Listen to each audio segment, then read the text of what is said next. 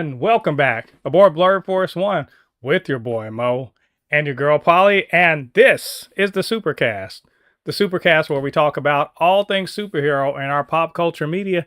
That's movies, TV shows, video games. We talk about the news, do some speculation, all of that good nerdy stuff. And before we get into the podcast today, the live stream, welcome in. But get down there and hit like on the video. So, first of all, slightly out of breath because I ran downstairs. Because I don't know how. Polly, Amazon, I swear, they just do whatever. Like, I'll have stuff coming in and I got to be at work. And they will deliver it 5 minutes after I, leave for work. Right? Leave the house, Yeah, yeah. exactly. Mm-hmm. And then they'll deliver things right before the podcast starts. That's wild. You know what? But whatever. It works like that everywhere because here they would just do it when I'm like out of town. Exactly. Literally.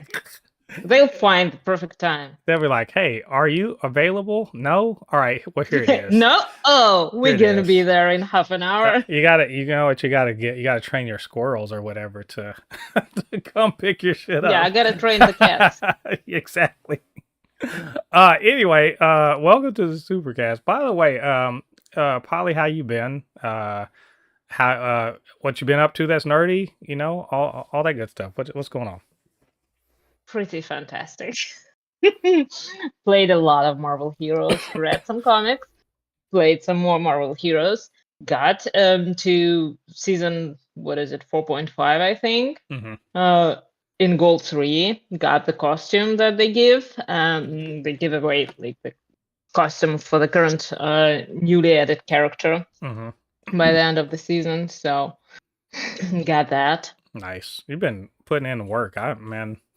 Oh yeah. I've not been playing any video games. I've been healing left and right. I was gonna say, did you do any nerding on a budget?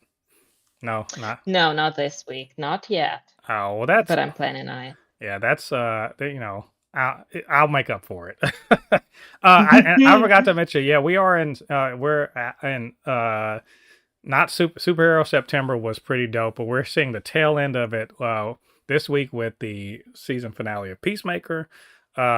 We got Gen V is still going strong. New York Comic Con is going on right now. So actually, this is a very small news week for us. We're going to probably cover a heck of a lot more of it next week, even though did you see these? There are a bunch of trailers dropped this week for the night. Some. Yeah, A Night of the Seven Kingdoms dropped one that Game of Thrones prequel that's coming out for HBO. They just dropped a bunch of stuff. Critical Role did the Mighty Nine trailer. I don't know if you watched Legend of Vox Machina, but something along those lines. I have. I watched like a season of it or a season and a half, and yeah, same people, but same animation. Mm-hmm. Looks fun. I've seen the poster for that. Yeah, I don't know too much about it, but I'm, as a D&D nerd, I'm very much have an affinity for that sort of thing. So I'm very excited about that. So that's non-superhero stuff, but New York Comic Con is going to have plenty more. We are going to cover that next week. This week, we're just going to cover a small bit of news, and we're going to do something fun this week. We're going to do some, we're going to talk about spooky season superhero things. And I didn't realize so much was in there. So we got a bit to cover. But before then, of course, I'm going to talk about what I've been up to that's nerdy. I started watching season 2 of Mashal, which is an anime I told you about, where it's just an super OP character in a Harry Potter world. It's been okay. I think the premise has run dry, and now they're just doing shonen stuff where everything is more powerful than the next. But fun enough. Also, what did I got? I'm trying to think of the other thing I got caught. No, I started watching Iwaju. I hadn't really gotten too deep into that. It's I've been just caught up in doing everything gardening and not actually watching things. So, but I'm going to make myself. I think I'm going to make myself watch upload season 4 this week. Finally. Yeah, I don't know what's going on with me. It's hard. Like, oh, you know what I did? I watched Tron Legacy. I watched Tron Legacy, and then I went and saw Tron Ares yesterday too. Mm. And look, Jared Leto was good in the movie for what he did. So I'm sorry everyone who wants to hate on him. But he was good. But no, Greta Lee was quite good. Like, wasn't she in Mr. and Mrs. Smith? Am I right with that? I Is she don't is she know. she might be, but she's pretty good. I liked her. Hey, I actually only watched like the first Tron, yeah, you know what? I the really watched it. old one. What was funny is I sat down. I think it was on Tuesday. I was like, let me watch these two movies so I'll be ready on Thursday. And I like dozed through half of Tron, the first one. Yeah, It's a I very wish I dozed through it. it's a pretty boring movie. It In is a many ways, very boring it's a pretty movie. boring movie. But Tron Legacy I is. understand that like it has some achievements and like Mhm. visual something something, but it was so Yeah, boring. it's pretty boring, but Tron Legacy I think is pretty good. It was a very fun movie. Tron Ares is is a bit less good than Tron Legacy, but I think it's still This it's is the new one, right? yeah, and it's got Evan Peters Mhm. is in it as kind of a Justin Ham. Well, you know, not more like what's the guy from Iron Man 3, Killian whatever. Um, but Uh, Aldrich Killian. Aldrich Killian, yeah, he's more like if Justin Hammer and Aldrich Killian split the difference, you know. And Gillian Anderson's in it. She's a bit wasted in it, but she's quite good doing her British accent. Um, She's good in everything, yeah, I mean, pretty much. for what she's in it, but Been a while since I've seen something she was not good at. the only downside to her character, it's not her, it's the character. She's just a bit of a scold. Um, and she's basically just like, what are you doing? You're besmirching our name and the company. And, you know, eventually, you know, that comes to bite her in the butt with her son, who turns out to be kind of like Aldrich Killian, really. You know how like Justin Hammer is prancing around about, but what if he was actually capable? That's kind of where he is.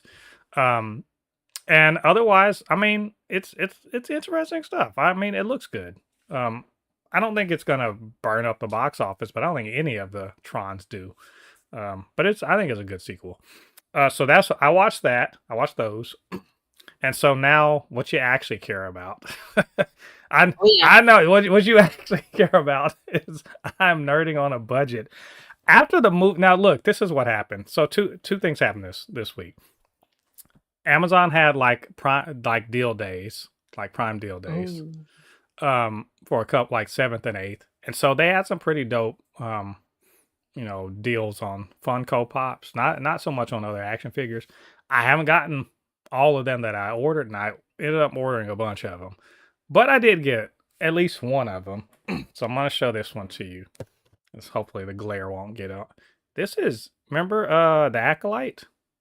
So from Yeah. Star Wars the Acolyte, Yord.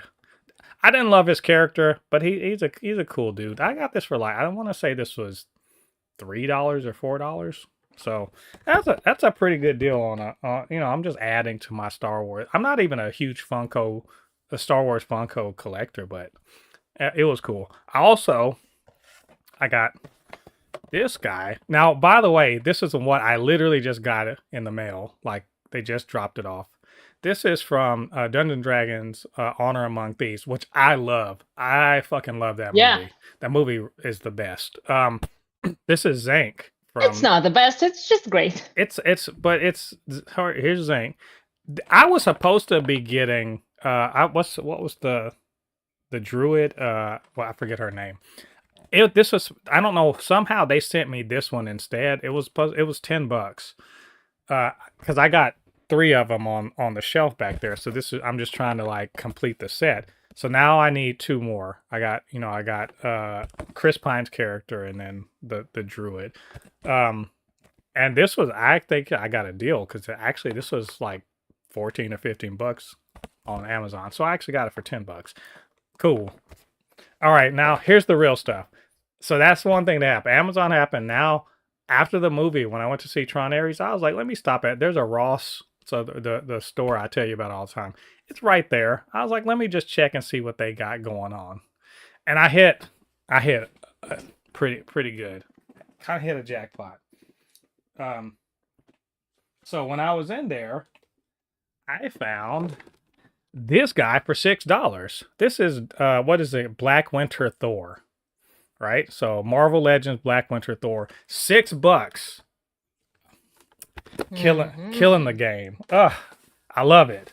So of course I had to have it. All right. Well, while I was also looking, I came across. Speaking of the Acolyte, this is Star Wars: The Acolyte Black Series May.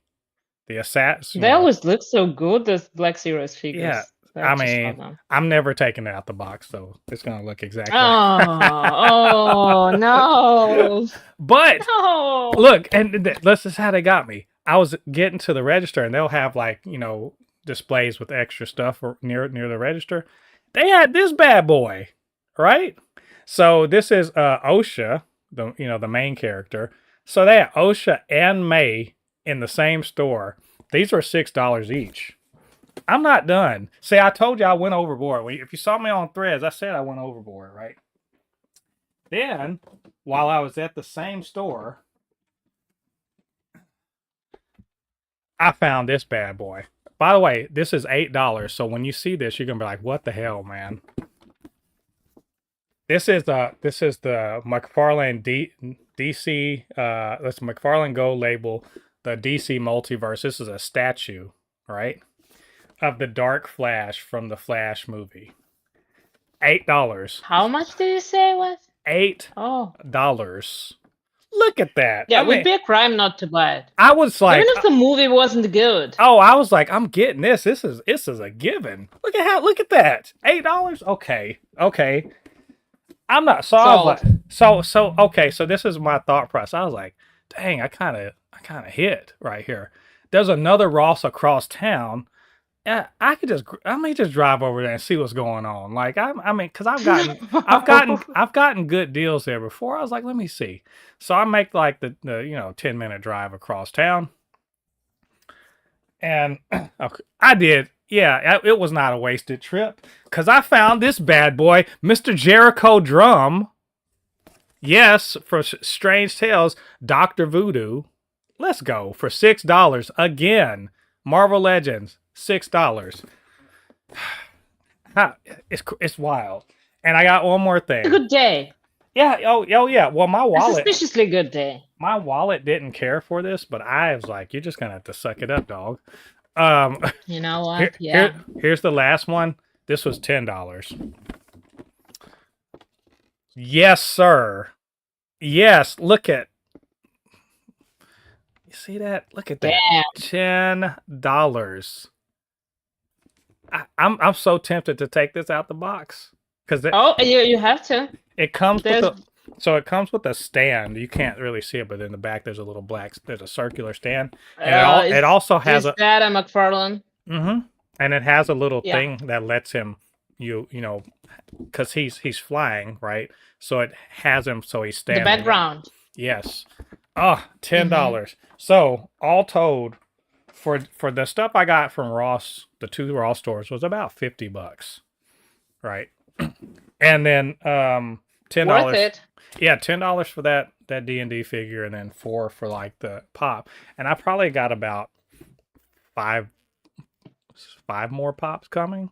So I'll show you all those next week. Anyway, I spent a lot of time on that, but I'm very proud of myself. I just want y'all to know.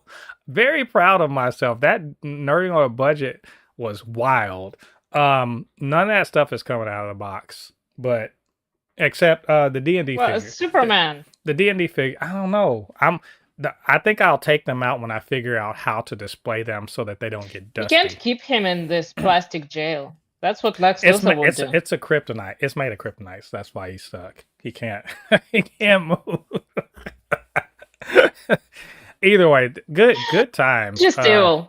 I like sometimes like, and by the way, nerding on a budget is going to really pick up over the next couple months once November hits, because all of the stores I'm telling you about, they stock up a lot more because now people are buying toys for kids, so more of those are going to come in. Yeah, so for kids. Yeah, I mean, look, I'm not saying I'm gonna elbow a kid out of the way to get. They're not gonna appreciate the Marvel. I would. They're not gonna appreciate the Marvel Legends like I will. I'm Yeah, they're just gonna saying. break them. They're gonna want to play with them. Get out of here. Don't be doing that.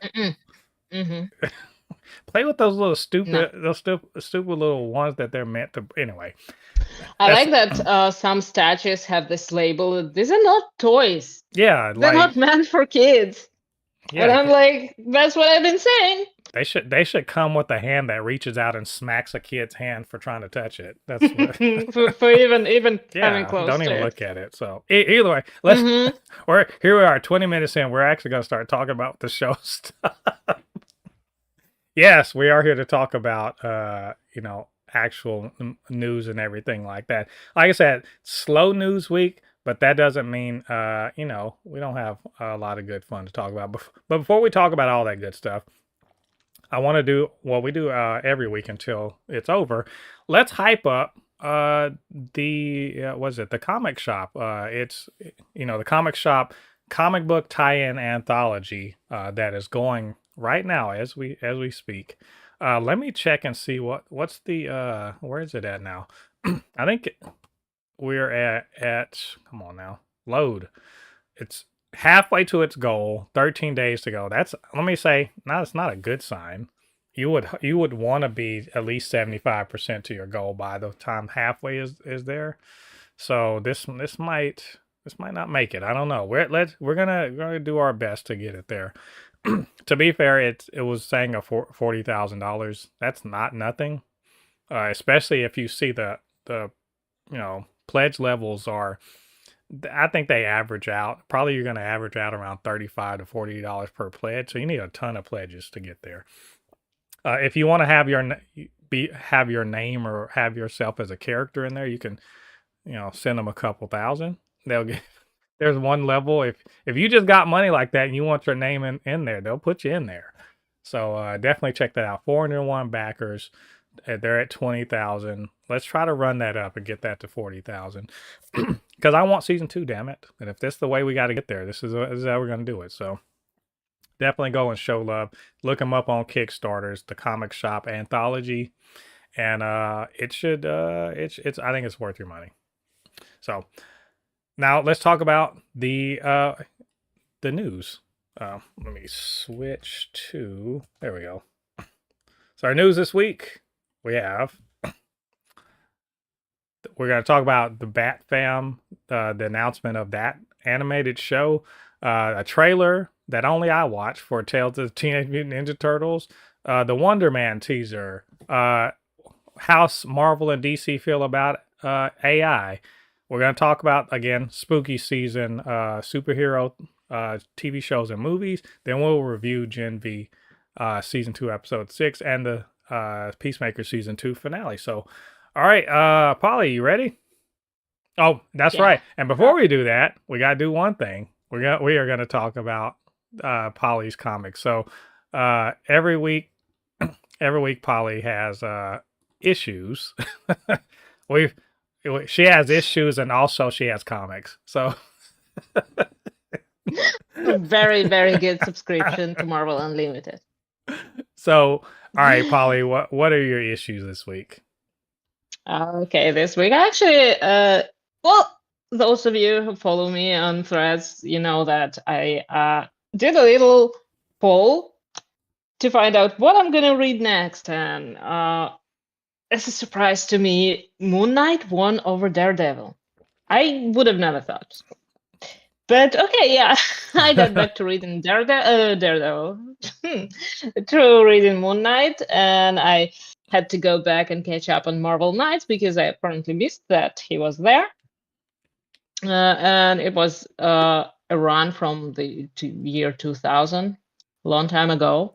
It was a very strange short run of 15 issues, which had a team up between Daredevil, the Punisher, Black Widow, Cloak and Dagger, and Moon Knight.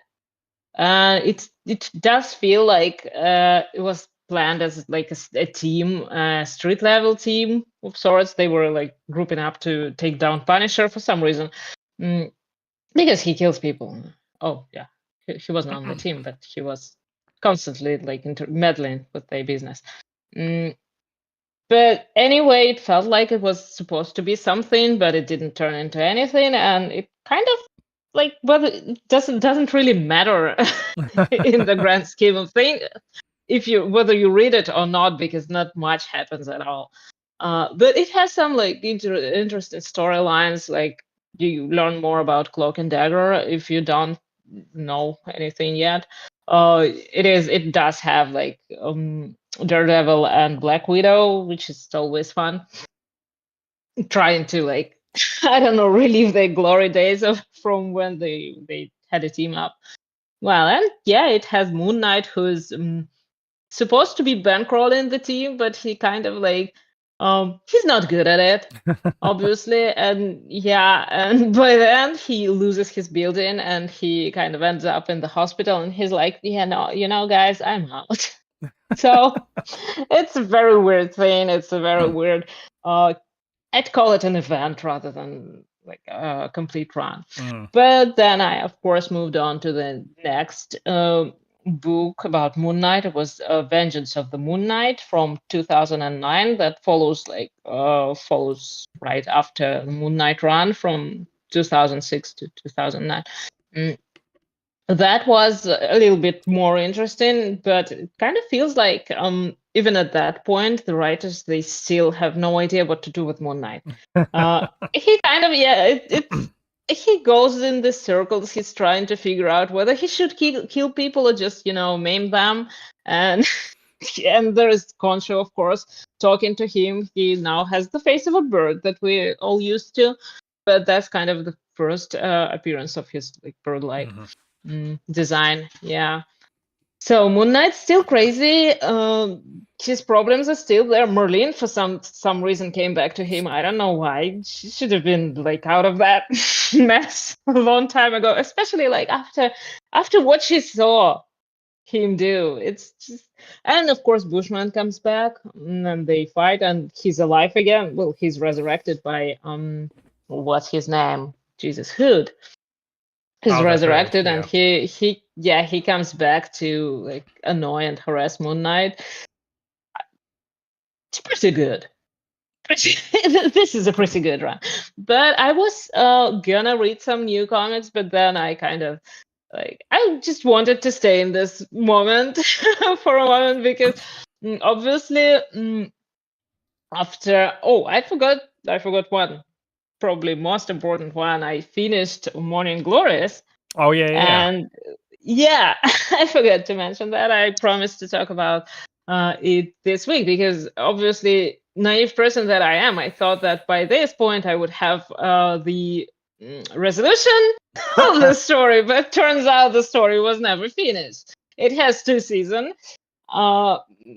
Like I think it's 5 trades each, but it doesn't have a resolution, and it doesn't have an ending, and it feels so weird because you get so close to it in the story. It feels like you're about to find out what's gonna happen, like what was it all about and what was it all for, but no, you don't. Nick Spencer doesn't know how it ends. Also, it's very much like watching a TV show that gets canceled before you know what happens. So they said season 1, season 2, season 3, fan fiction, I guess. Well, actually, I think that somebody in the comments, when I was complaining about this on Threads, of course I was, because I want to know how it ends. Somebody said that technically the writers still looking for ways to end the story, but I don't think it's just write a book. Write a book. Write it out. Do something. Just at least just write a post. I don't know. Put it on Substack. Really long post telling people how it's gonna end. Yeah, put the shit. I don't think they have time, because I think that Nick Spencer went on to write Spider-Man or something. Yeah. At that point, I'm just saying, like, don't be like, we're figuring out. Just write it as prose and put the shit on Substack. There you go. You end it. Like nowadays there's no fucking reason to leave shit open ended. If you know how it's gonna, unless you die. Now if George R. R. Martin dies, somebody get his notes together and be like, well, this is what he was gonna do. All right, cool. Well, at least we'll know. But like, there's no, I don't buy that excuse. It's bullshit. And he doesn't know how he wants to end things either. I think Nick That's Spencer, he okay. just doesn't know where he's going with it. It's fine. You should have been a writer on It's Lost. yeah. I get it. Okay, we got it. Yeah. That yeah, it's kind of reminded me of that Lost situation. I've never watched it, but from what I've heard, yeah, it kind of felt Shit, familiar. you just don't know how But it's supposed to end. That's it. I get it. You started writing a story and you didn't know where it was going. Turns out nowhere. It was going nowhere. good enough, good Yeah. enough. I don't know. It's just a little bit annoying when this happens because you live for like at least for a few days you live still with these characters in your head and you think about them and what's gonna happen, what was supposed to happen, and that story is so complicated that I don't even know how people read this month to month because it's just a mind fuck. Mm. Well, I have the trades also, and you're not encouraging me to, but I'll go read them. I think I got the first 5 trades. No, don't read them until they finish them. Oh well, then never. Okay. All right. Well, those are Polly's issues for the week. We're gonna cover more next week as usual. So let's move on to our first news item, which is the Batfam poster was released. Which for me, I was like, oh, this is a thing? Okay. Like and I don't mean that like facetiously. I'm actually very happy about this. If y'all want to go back a couple years, I reviewed the movie Merry Little Batman, which was an animated kid focused Batman holiday special. I liken it very much to what if Damian Wayne were in Home Alone. Basically, Oh, it's good God.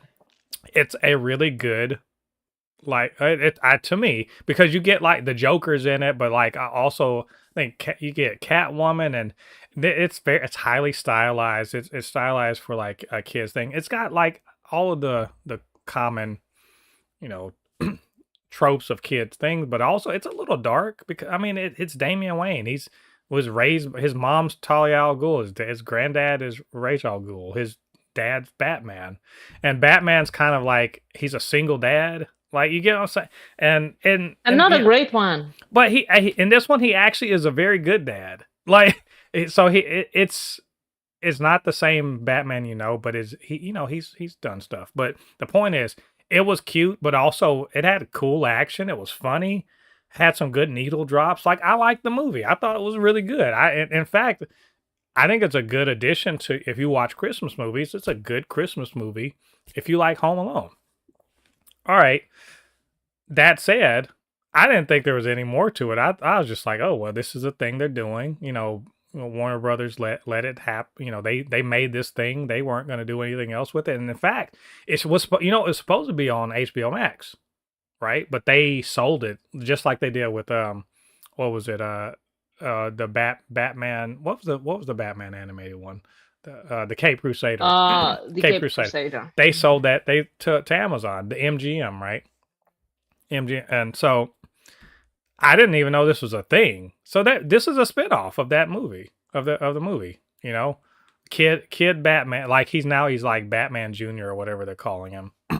Because in the movie he basically makes a case for why he can be not Robin but Batman Junior, right? And his dad's like, yeah, you can, because he's Damian Wayne, he can kick ass. So this is basically following up on that, where now he's Batman Junior, but now they have other cast of characters coming in to the show as well, and I believe Selena Kyle's going to be part of it too. I'm really excited for this. Like without any, shame. You can't shame me into not wanting to see this. I know it's a kids show. I don't give a damn. I knew Moon Girl was a kids show. Didn't bother me at all. I'm looking forward to it. Anyway, I'm taking it you did not see Merry Little Batman. I did not see it. Oh, no. it's on Amazon. Yeah, I don't have You don't Amazon have Prime. Prime, You don't have so Prime, huh? yeah. I mean, we do have it here. I just don't have it. So Oh, you got to steal somebody's I didn't. password, but Yeah, that would probably be a good idea. But yeah, I was thinking that why didn't I come across it? I didn't even see it, but I guess I have to check it out because it looks like something funny, and sometimes you're just in the mood for like something like a Lego movie or something it looks like Man similar. Bat. It looks like Man Bat is going to be in this, but like a more Why not? yeah, pretty much in this, like when in in the movie, he I want to say he fights Bane.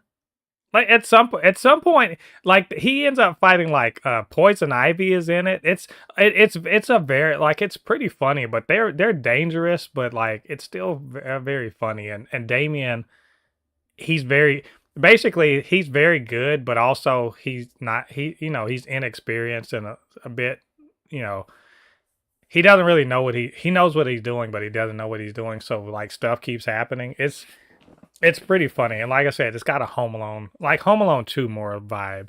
Uh, and so if we're gonna follow that, I'm down with this. This looks fun, and we need fun. That's one thing about superhero stuff is I'm 100% for fun. Uh, I don't, I'm a grown up, yeah, but the I didn't get into comics when I was a grown up. I got into comics when I was a kid, and I still really love and feel when comics remember that yes, they are kind of supposed to be things that kids are into. You know what I'm saying? There's a childlike wonder to, hey, I got a cape, I'm wearing like spandex, and I'm shooting batarangs, or throwing batarangs and repelling around uh because I'm Batman's son. That's, I mean, if you can't get into that, I don't know, what are you doing? What are you doing with your life? Not enjoying comics, that's what I say. So anyway, I do believe I'm trying to remember. This is out next month. Oh shit, we're gonna talk about this because they're probably gonna drop it all at once. We're definitely gonna talk about this. It should be fun. Oh, they do that too? Oh yeah, this is gonna be like one. Just how they did Cape Crusader. I'm sure they're gonna drop it all at once. Hmm. How many episodes are there I gonna make? mean, I hope it's at least 10, but who knows? Hard. They don't say. They're just now kind of announcing this, so they didn't really say. But we'll see. I'm surprised. I don't know. I know about all the stuff that's going on, and I'm like, I didn't know this was a thing. It's weird. So good. Somehow they kept it under wraps. It's a a nice pre-Christmas surprise, and I'm looking forward to it. So anyway, we'll check it out. We'll let you guys know all about it when it drops.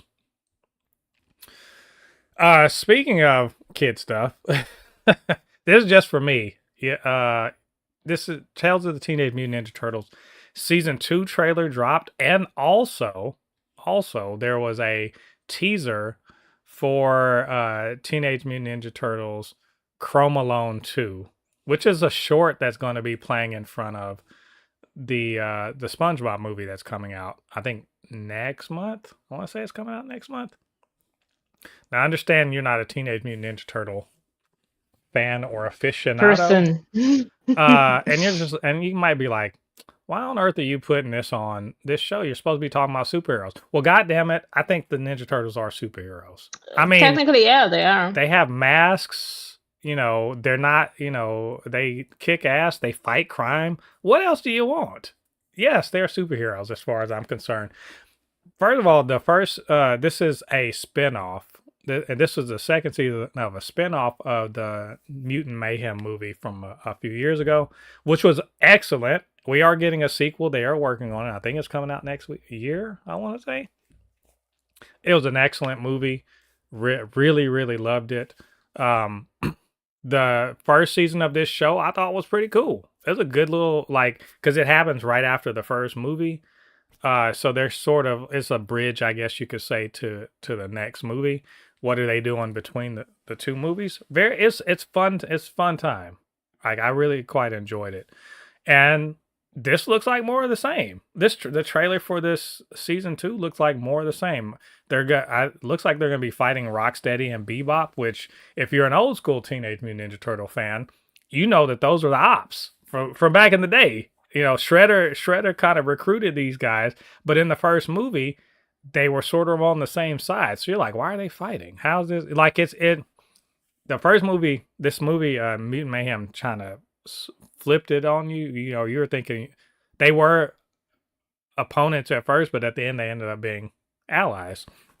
It's like, why are they fighting now? We don't know, but you know, it looks fun. Uh, it looks like they're throwing a lot of Turtles lore in. If you know the Turtles from last 30 odd years, and I'm very excited about it. It looks fun. As far as the kind of first the teaser of this Chrome Alone 2, it is more in the style of the movie. So the TV show is an animation style, like animation is in like 2D cartoon animation. This one is more 3D stylized like the movies.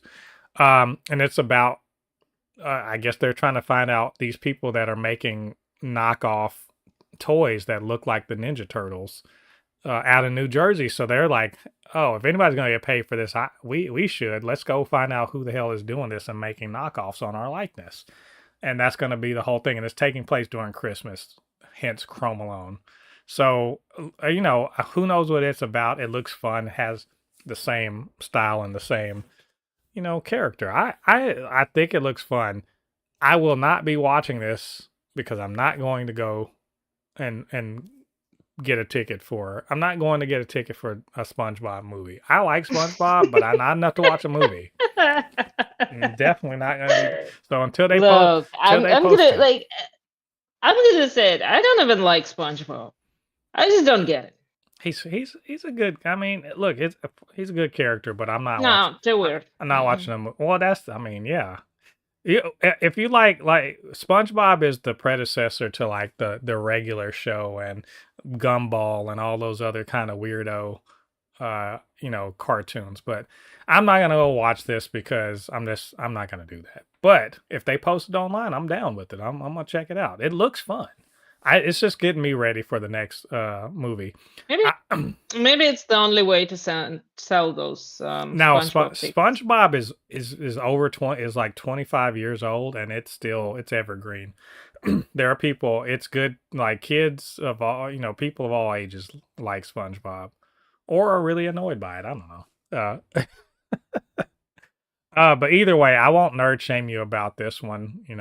Yeah, I don't know. Is Ninja Turtles maybe Ninja Turtles is just an American? It's a uniquely American. No, is it an American thing? It's a very international thing. Is it? Because I don't when know. I was growing up, when I was in school, like in elementary school, all the boys loved Ninja Turtles. They watched it religiously. They discussed it, but like that was at the same time when the girls watched Sailor Moon.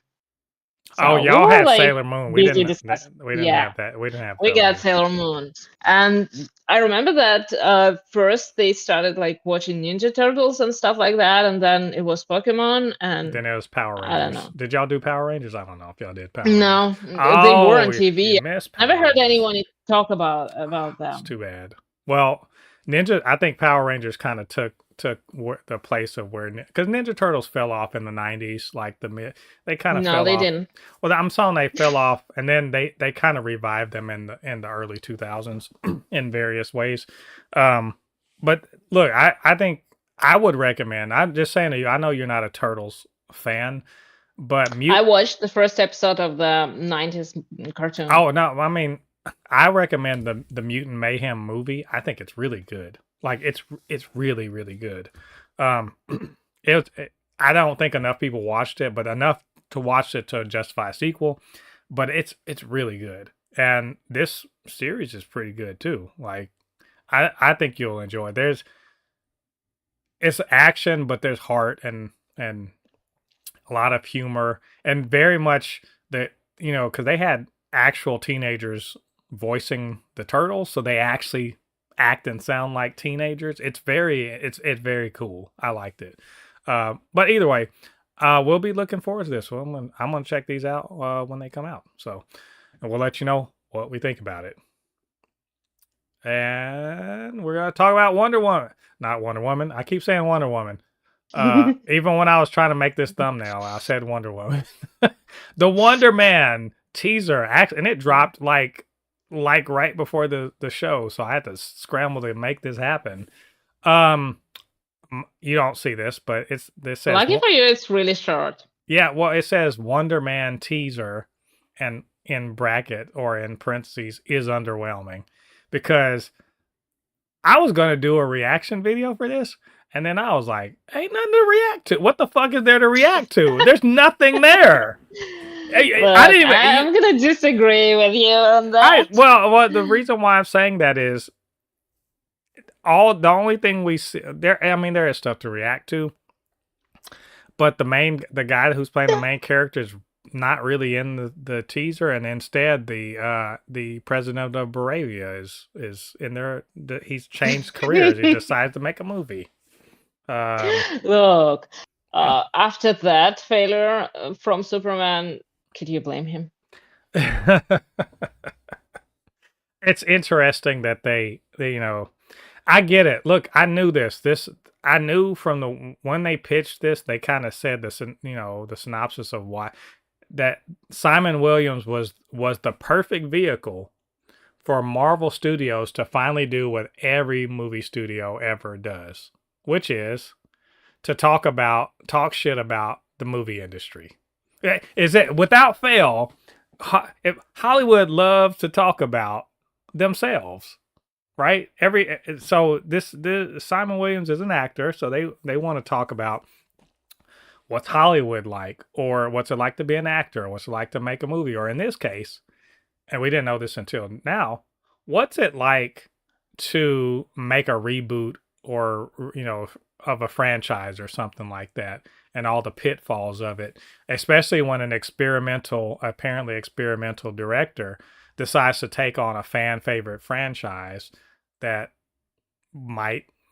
people might not be happy about the shit that they do. So I was like, okay, cool. And we find out that Wonder Man is a character, is probably a pulp science fiction character. It looks, because when you look at it, it looks sort of like old school Star Trek, right? But maybe a pulp science fiction character that is beloved by certain fandom. So, and they're talking about casting, and I noticed some things about it.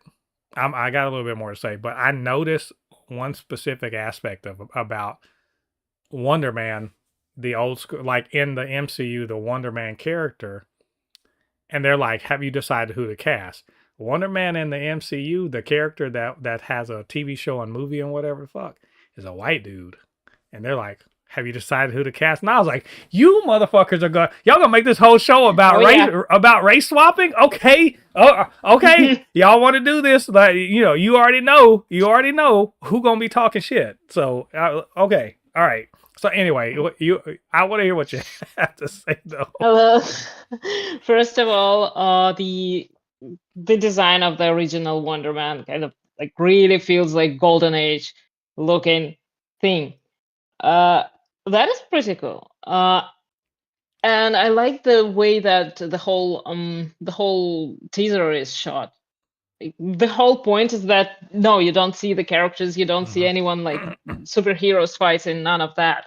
You don't even kind of understand exactly where it's going, because of course there's going to be like an antagonist. He's not going to just be fighting, racist fans. Although I would definitely watch that. Actually, yeah. you know who it might be. You remember the ultimate bad guy from She-Hulk? It's just that guy. Yeah. It's just him. It's just him again. It's just him again on his podcast. Like, why do you have to make Wonder Man woke? It's like first, the M She-Hulk. And now we got DI Wonder Man. I can just see it. So anyway, but there's also like that moment that I don't know. It was maybe it was like Simon when he was a kid in the movie set, or like it seems like it was something like that. Like when he was watching the movie, and then it cut to like him an adult. After the question like who you're gonna cast, that was pretty cool, and like I'm really excited to see what's gonna happen and how it's gonna play out. I don't know how many episodes we're gonna see, and Probably I think it's 6. like two. Probably Yeah, it's 6. probably 2 months out, right? I think it's in It's December, so it's probably just mid-December. So yeah, a couple yeah. months. It's nice that we got a teaser, but what are the chances that we're gonna like not hear a beep about it till the release day? I mean, I hope that they actually give it some kind of press in the next 3-4 Oh weeks. yeah. I would like to think so. I that like I said, the teaser's a bit underwhelming to me just because it's not much to it. We have to speculate more about what it's about, but it does seem to be like Yeah.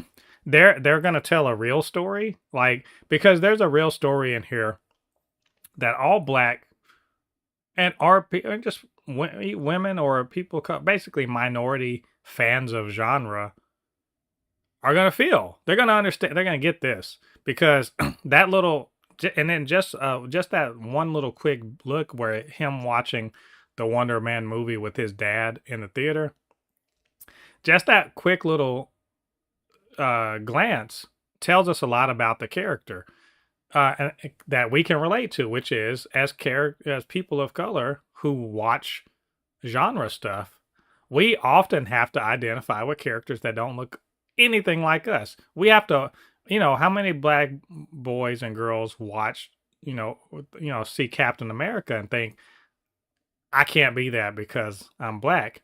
Or do they think, that's my favorite character, I want to be Captain America, right?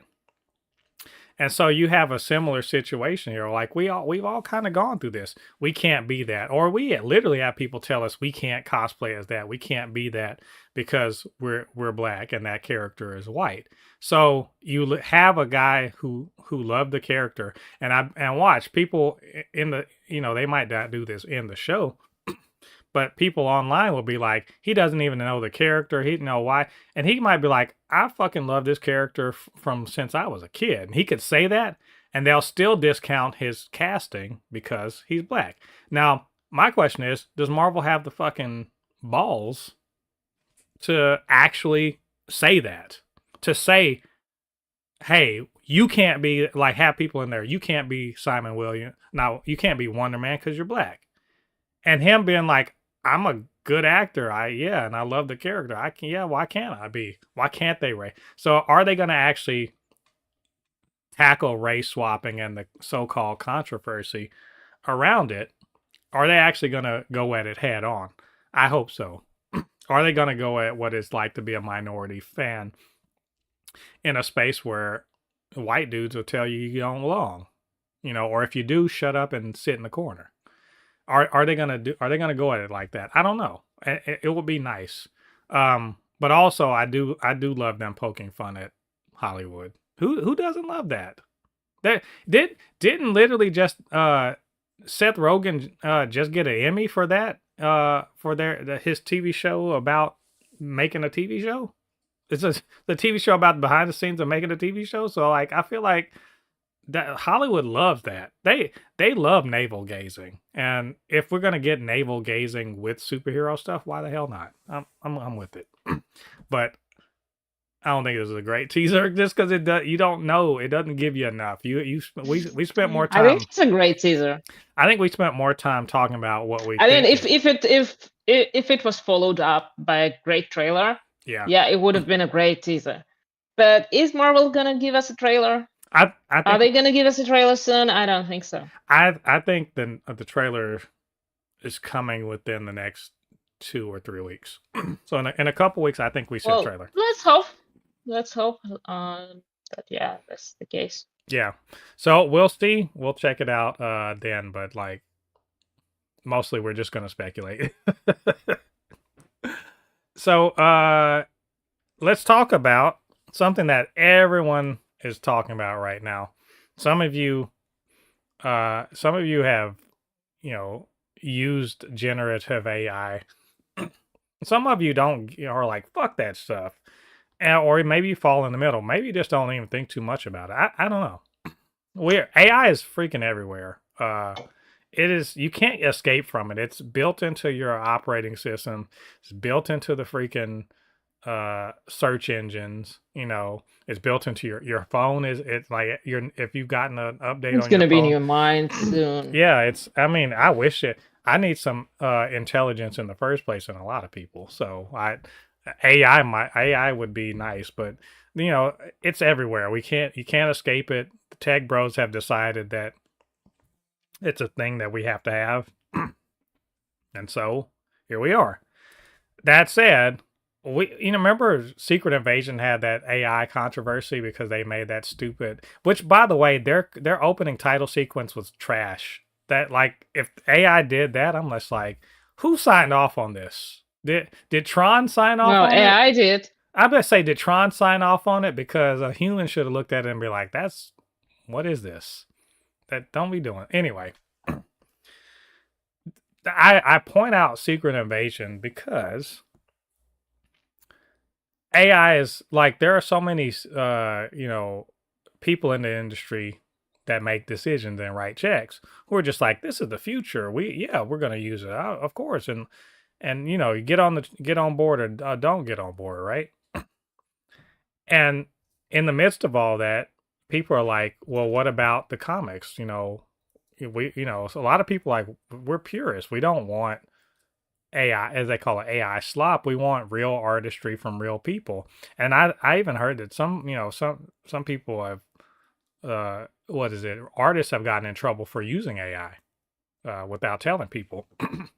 So all that's to say, Jim Lee and I mean, some artists should be using AI. I mean, I was gonna say, I ain't gonna paint a finger at Rob Liefeld.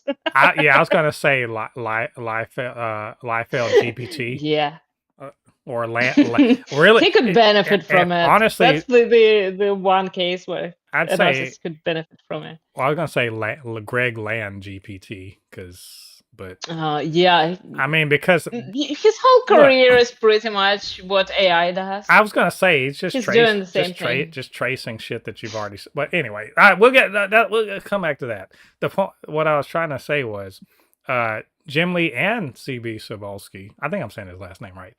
They both made statements about AI where they're like, we're not gonna ever use AI for writing or art at our respective companies.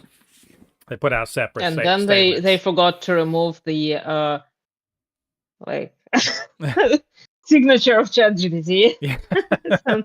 they're like chat and the watermark on the photo. They're like, ChatGPT, can you write me a statement that says we'll never use you? Yes. Of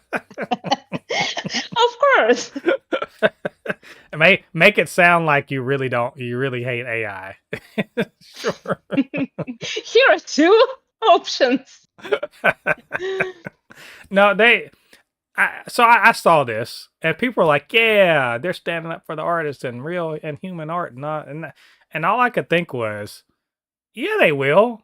Yes, they will. I said this on Threads, and I'm gonna reiterate it here. And the reason why I put this up here is because I wanted us to have a clear understanding of what's going on. When Jim Lee says we'll never use AI at DC Comics, what he's really saying is we'll never use it. And CB Cebulski, when he says we'll never use it at Marvel, we'll never use AI to create comics at Marvel, what they're both saying is we'll never use it until WB Discovery, who owns DC Comics, or Disney, who owns Marvel Comics, says, hey, we're using this. And once that happens, they're going to fucking use AI. This whole drawing a line in the sand shit don't mean anything if Bob Iger says we're doing it, we're doing it. He's the boss. This idea that they're going to hold the line for true artistic integrity, it's a comic company. No, they won't. They employ Greg Land, the motherfucker. We know for sure he traces. We know this. We know he traces.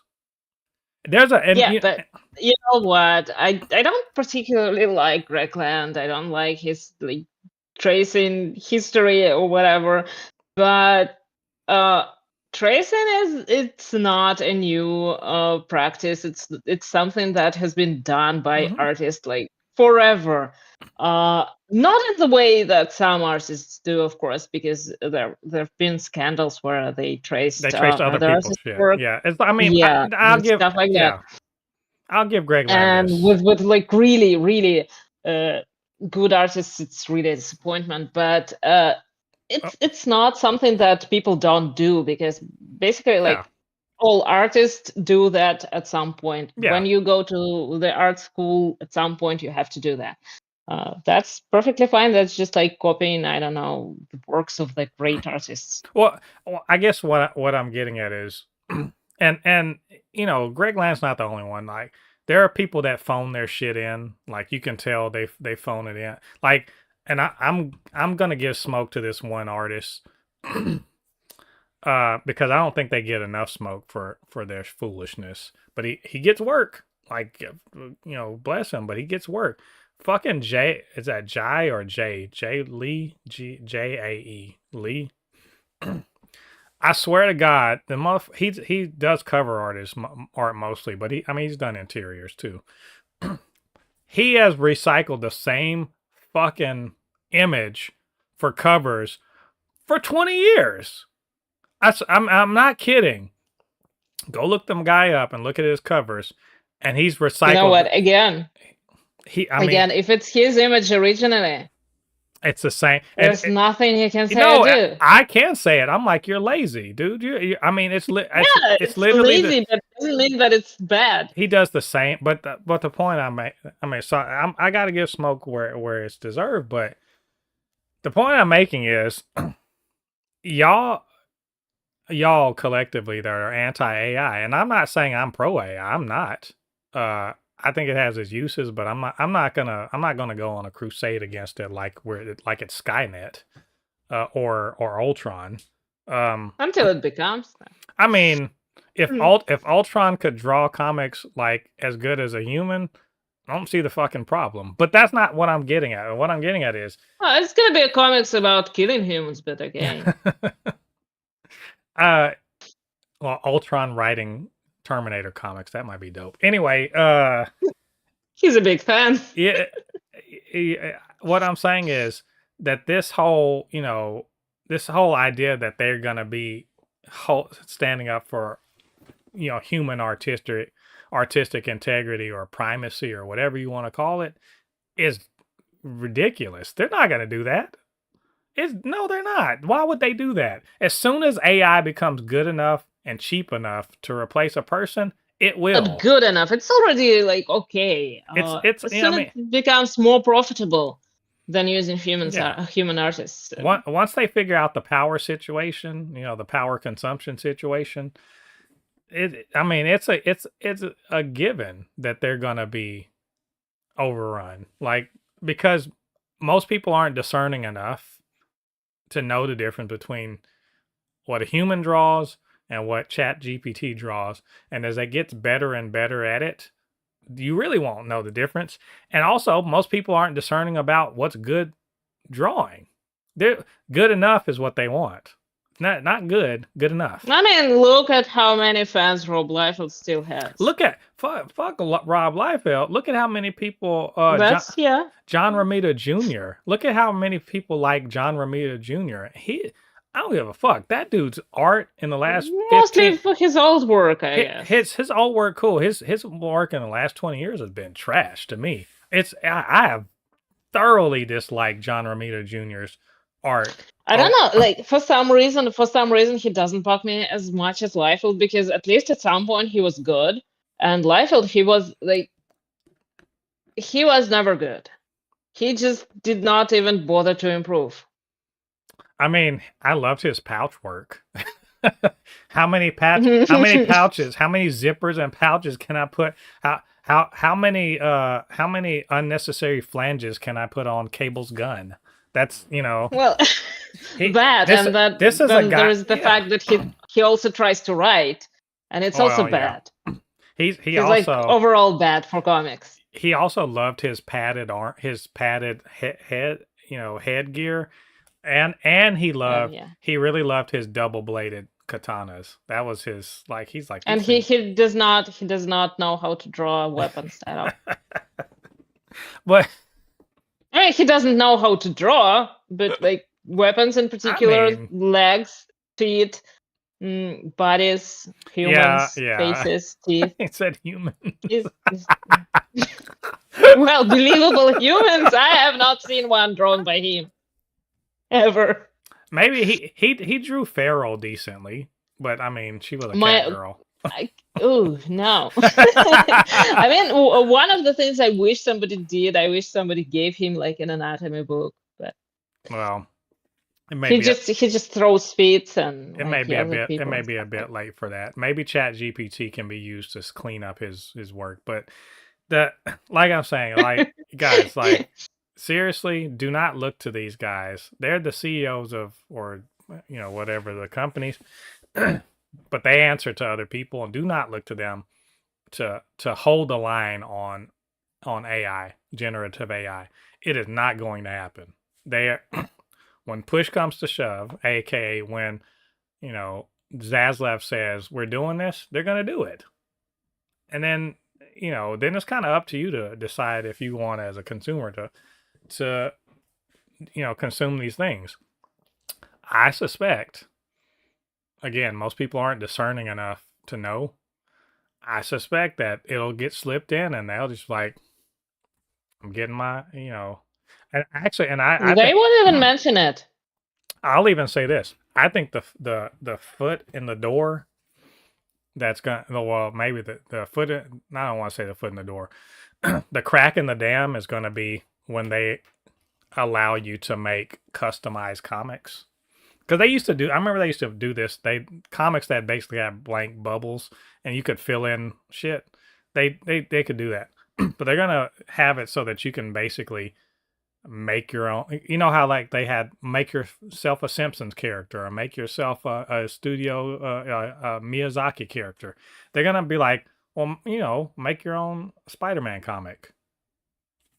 And chat, it'll be Marvel GPT or whatever you want to call it. Marvel AI will generate a comic book out of your shitty fanfic script, and you'll get what Well, at least I'll finally get all of my stories that I really want to read. As soon as that happens, it's gonna be over. Because you'll get literally giving people what they want, and what do I always say about us fans?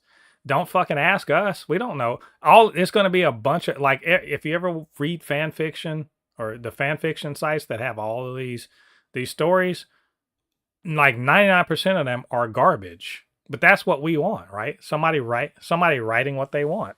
And once they give us the ability to see what we want, this AI thing is done. It's gonna be everywhere. So anyway, good, thanks guys, but I don't believe you. Yeah, I don't buy it either. So it is October, and it is spooky season. So I thought we'd spend a little time to let's have a little fun and talk about superhero spooky season with movies and TV.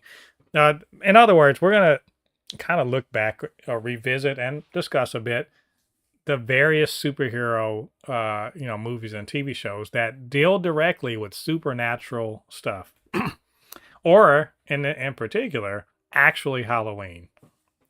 So which by the way, the actual Halloween one is kind of few and far between.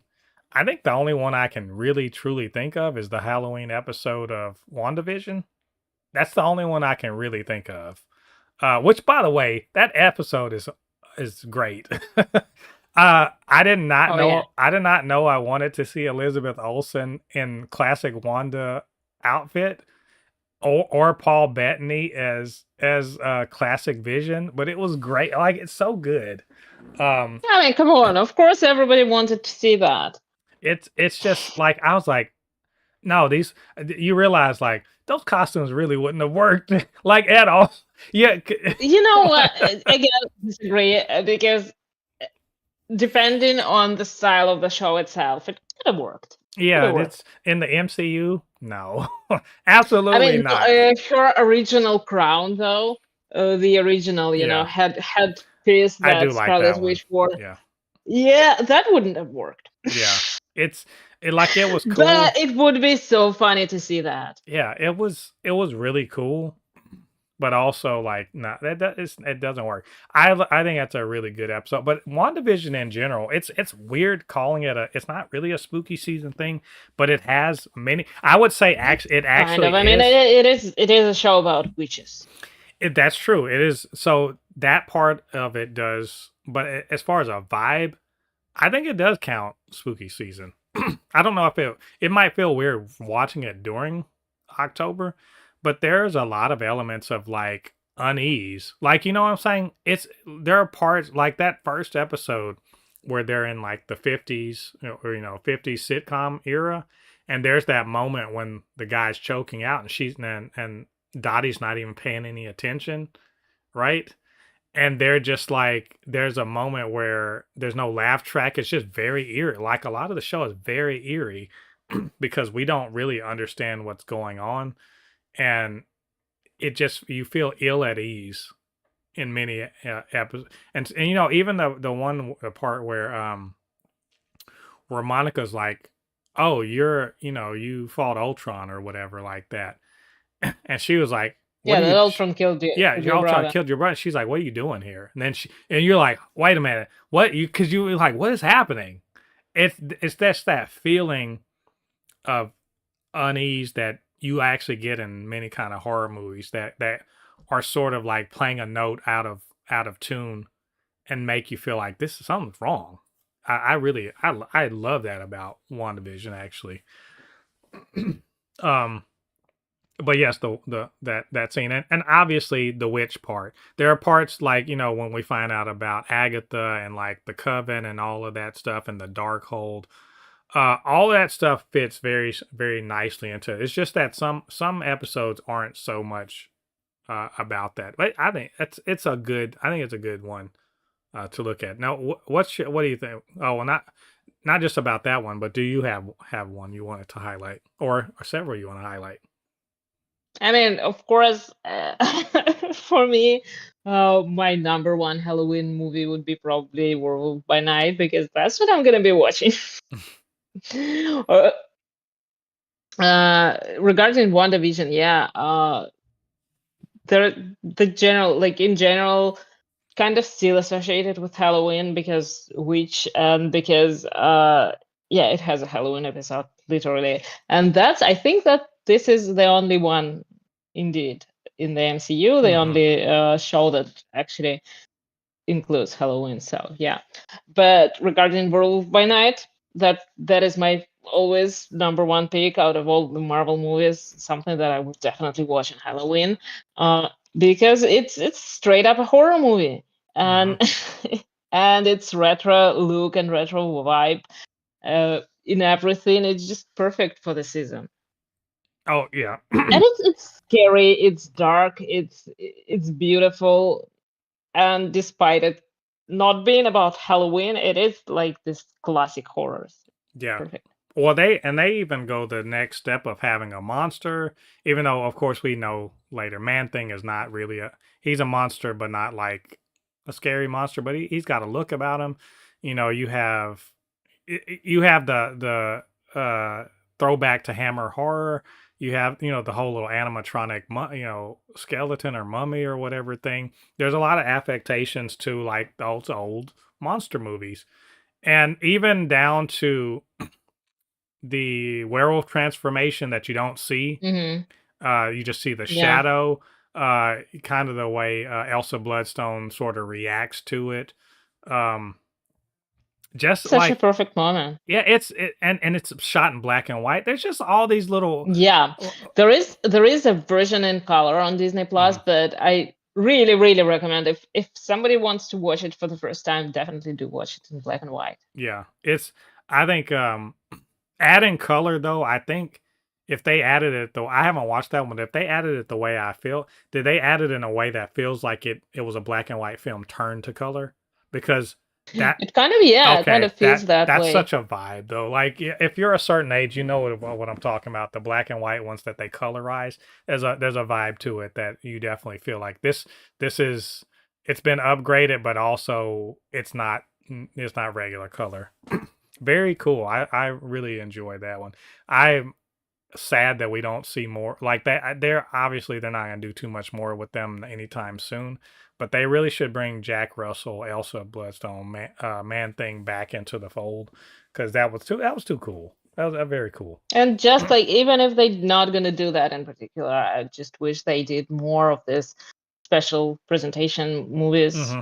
because it's just there's so much that you can do with the characters that you're otherwise not planning on including. Yeah, You know, exactly. still Uh, this contains stories. They're also really good, and they expand the universe greatly. it would be nice if they would do that. Well, I mean, we're getting the next one we're getting is the Punisher one, which I think is Yeah, next I'm year. not excited about that. Don't like Punisher much.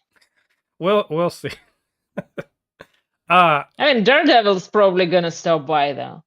He's in everything. I mean, I hope they could bring Echo in. That would be cool. Um, so my next one is a to me it's a comic book movie classic. That's Blade.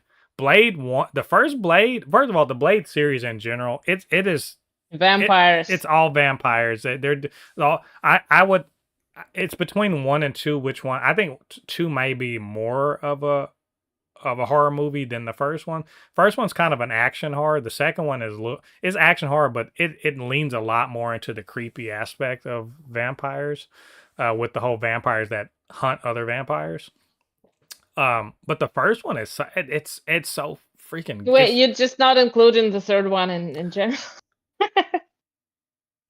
don't get me started on Blade Trinity. Don't get me Okay, started it on that. was fun. Okay, it was Don't stupid, but it was Don't funny. even get me started on Dracula lame ass and that's oh anyway the first two though Blade one it's got such Watch the third one. Blade one is very cool. It's like Blade's too cool. Like it's not overly scary, but there are some like the blood rave at the very beginning. That's I mean it's such an interesting way to start that movie, and then you know you see other aspects of it are a little more action oriented, but that blood rave is what a way to kick off the movie. And even seeing later on, you know, Deacon Frost and the way he becomes like this crazy blood god. It's very cool, very interesting. There's a zombie-ish aspect. So remember, there's a part where I forget her name, but she gets thrown down into a pit, and then her friend and coworker has been he's become like a ghoul, right? So there's kind of like a horror aspect there. But the second one is just like the zombie not the zombie the vampire killer hunters or the other vampires and how creepy and like indestructible they are, so there's a kind of a zombie-ish aspect to it. um it's such a cool movie. I love Blade. I think the Blade series, they've set such a high bar even with that third one. All three movies are so great. Well, even with the third one that is not good, that the MCU they have such a high bar to achieve. They did so because the second one, it makes sense that it's the way it is because Guillermo del Toro directed it. So yeah, you get the aspects of it. Guillermo del Toro understands horror in such a way that he can make a superhero movie frightening. So anyway, I loved it. What's your next one? All right, and yeah, of course you Wow. can talk about Blade. Multiverse of Madness, of course. That's a. I was just thinking about that. Multiverse of Madness, so good, so good. Oh, come on. It's one of my most rewatched MCU movies for some reason. I don't know. It's just such a joy to watch it, but it's terrifying. It's not actually. No, I can say that it scares me. Like, and my one of my nightmares is Zombie Wanda. But it is pretty scary the way that they included horror, like horror elements into the story. It's perfect, and it's about magic. So yeah, that's an easy pick. Oh yeah, Multiverse of Madness is Madness is in the name. and we should have known when they said Sam Raimi. I was like, oh, well, we should have known.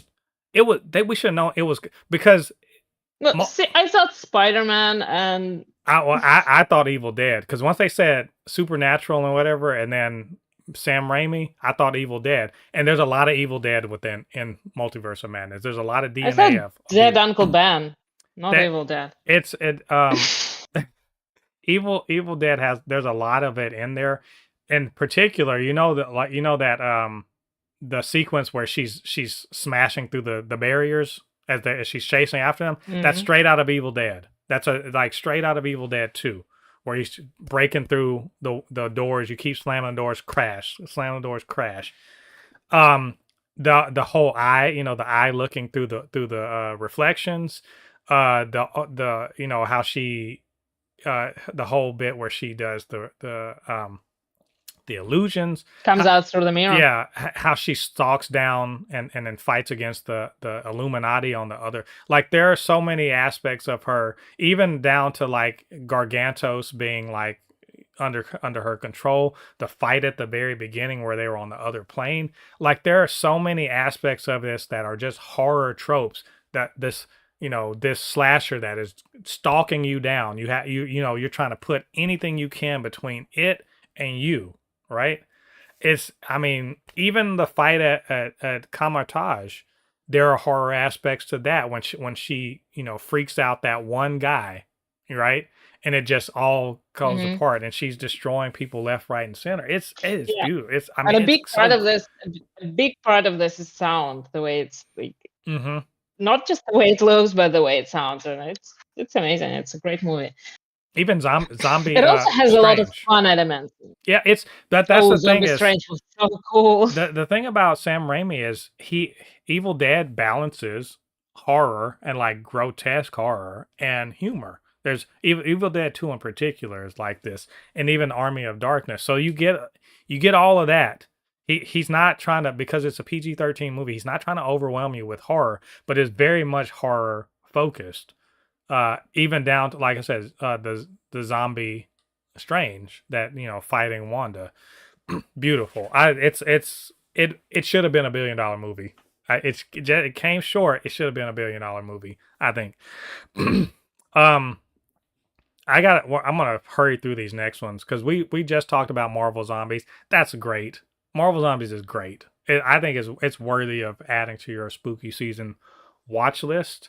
I will say Venom too. Venom is very much a body horror movie. It's a body horror movie. It really is. It has some aspects of it that are very, horror tropey. And the first one in particular, I think they try to make the second one more like that, and I don't think it works. Let There Be Carnage. Okay. And the third one, definitely not at all.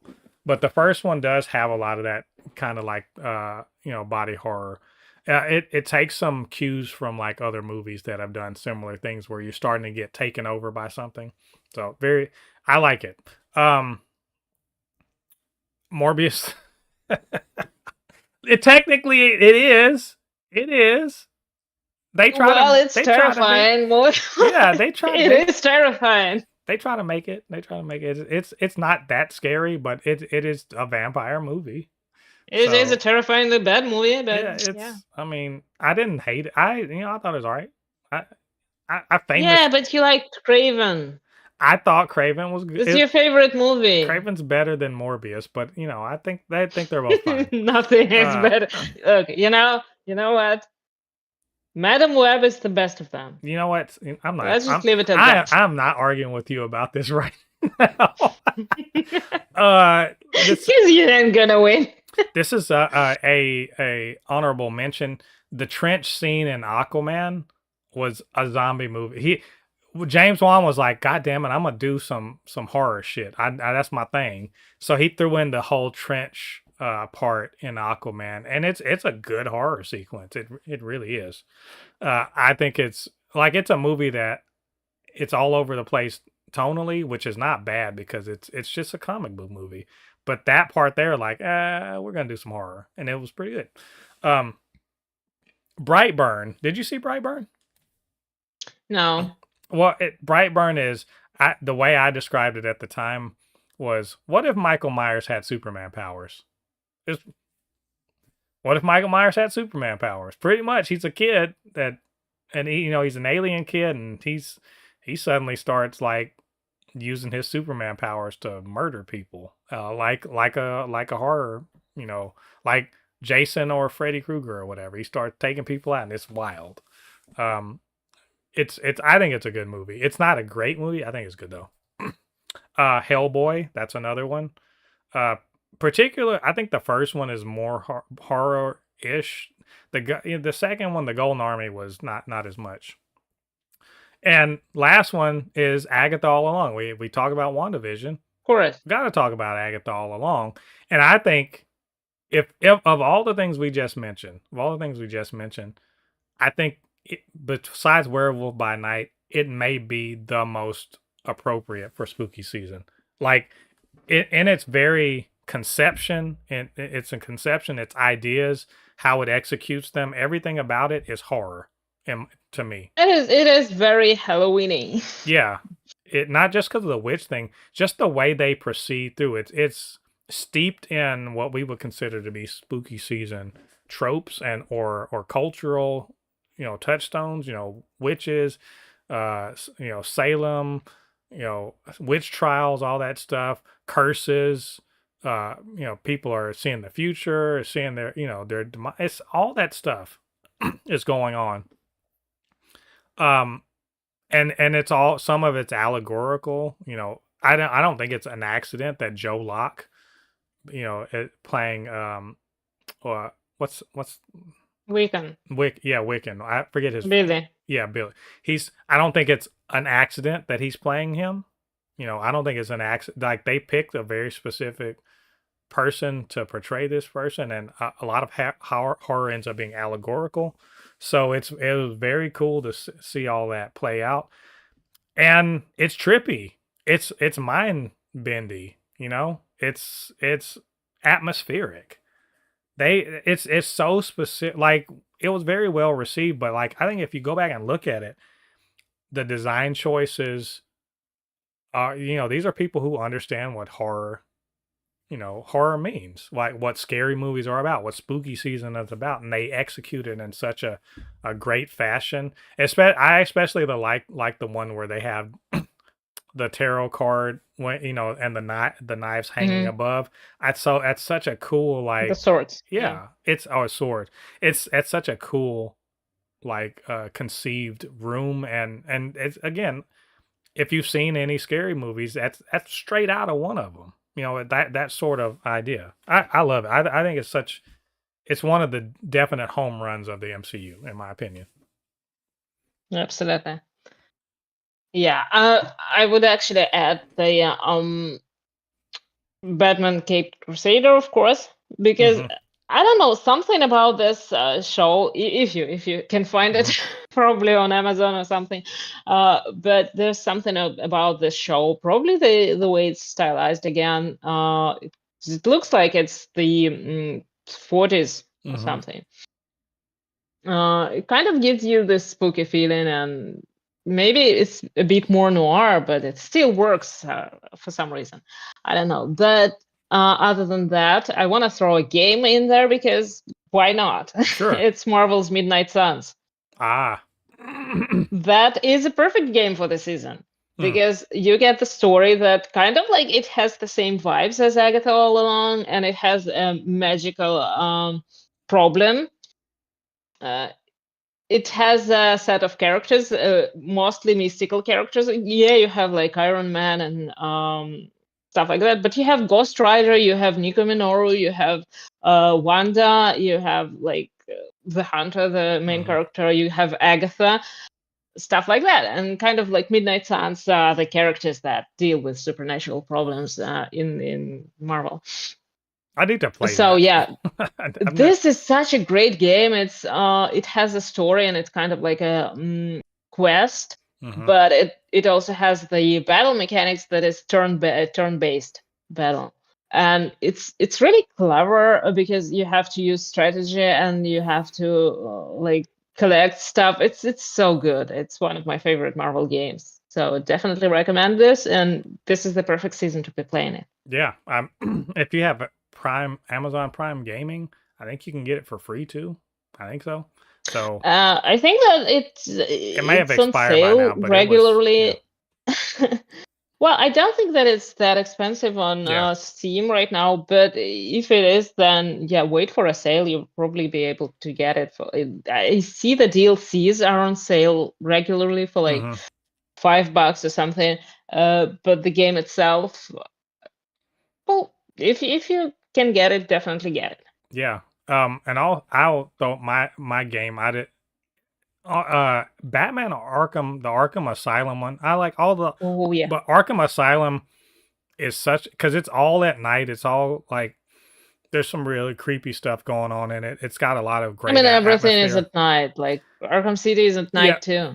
but like Arkham City is a lot more, I think it's more action oriented. This one you're going around on foot.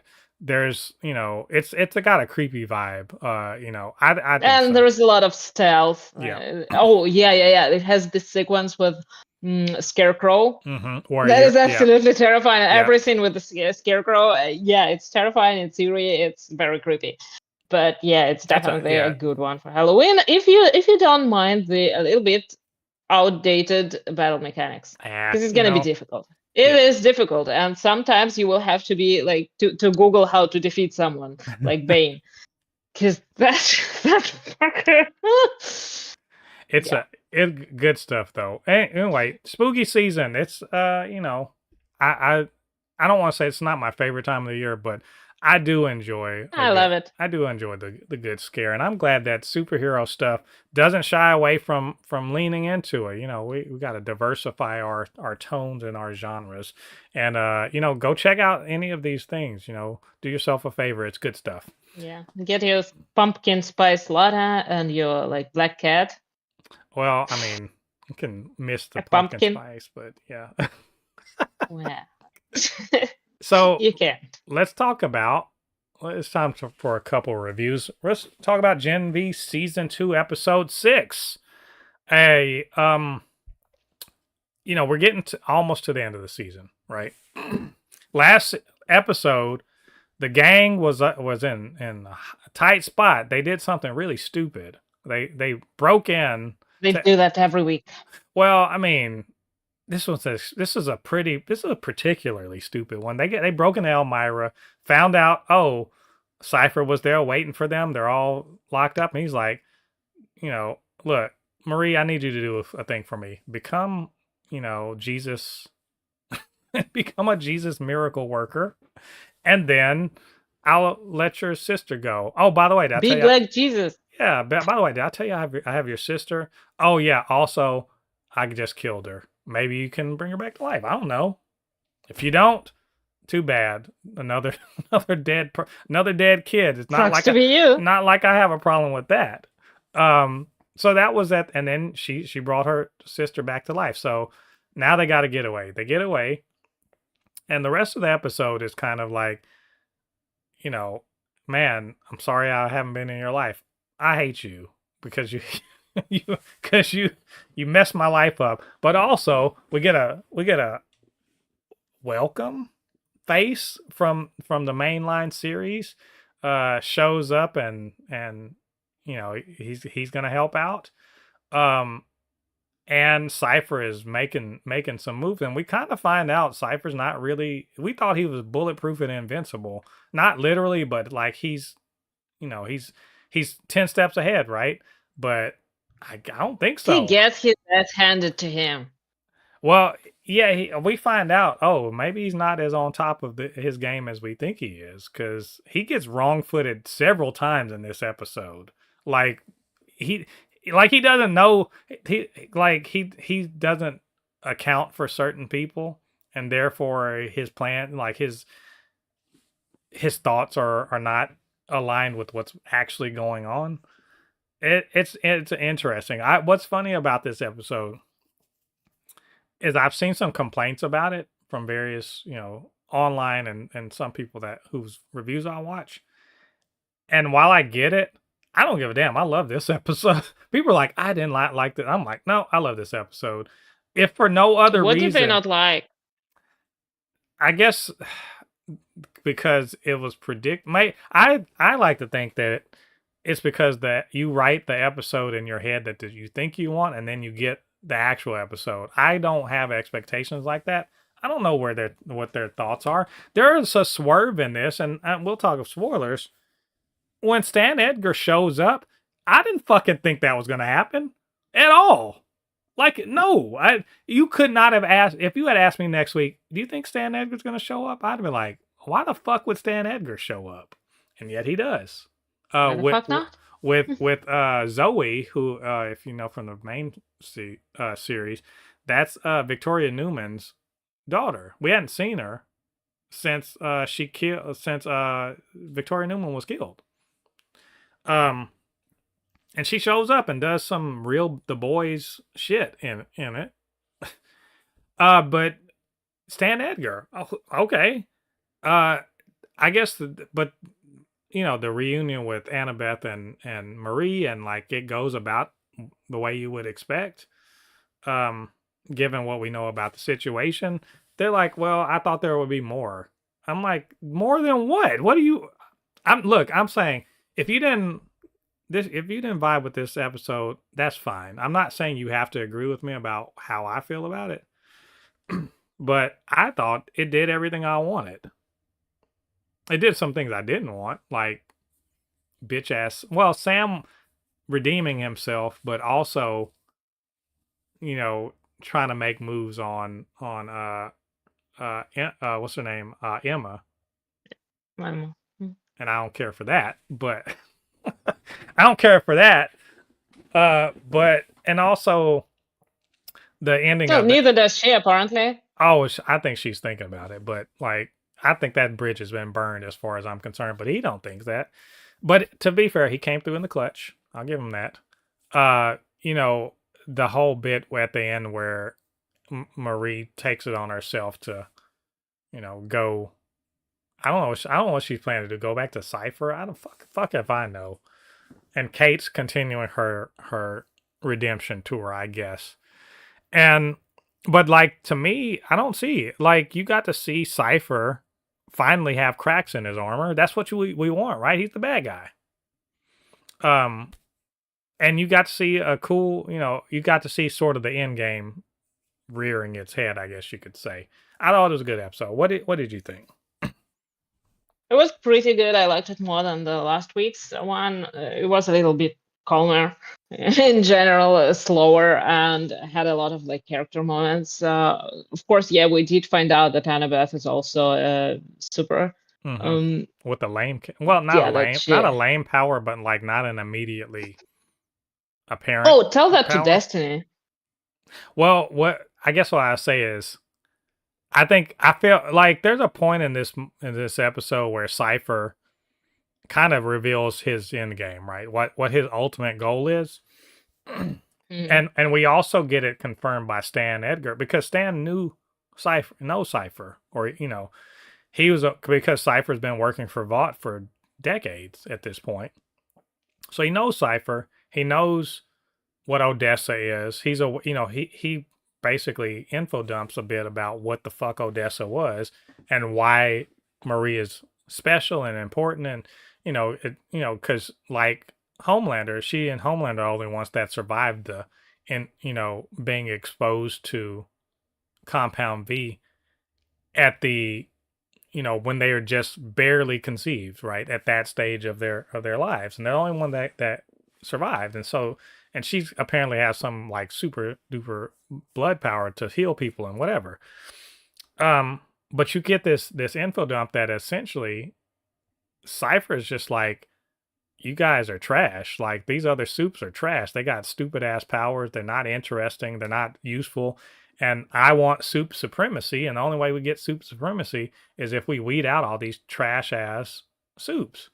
And he literally says, I'm going to get rid of 75% of these motherfuckers. And when he say get rid, he's not talking about, expelled from campus. He means get rid, right? So he's on some as what did Stanager say? Uh uh s- Vaughtland Uber alles, right? Like super Uber Mensch. And I'm just like, all right, well, we get to see I don't understand how you don't like what's going on. You see what he wants and you see that he's not perfect and he's literally he can be beaten, in other words. That's what I'm trying to say.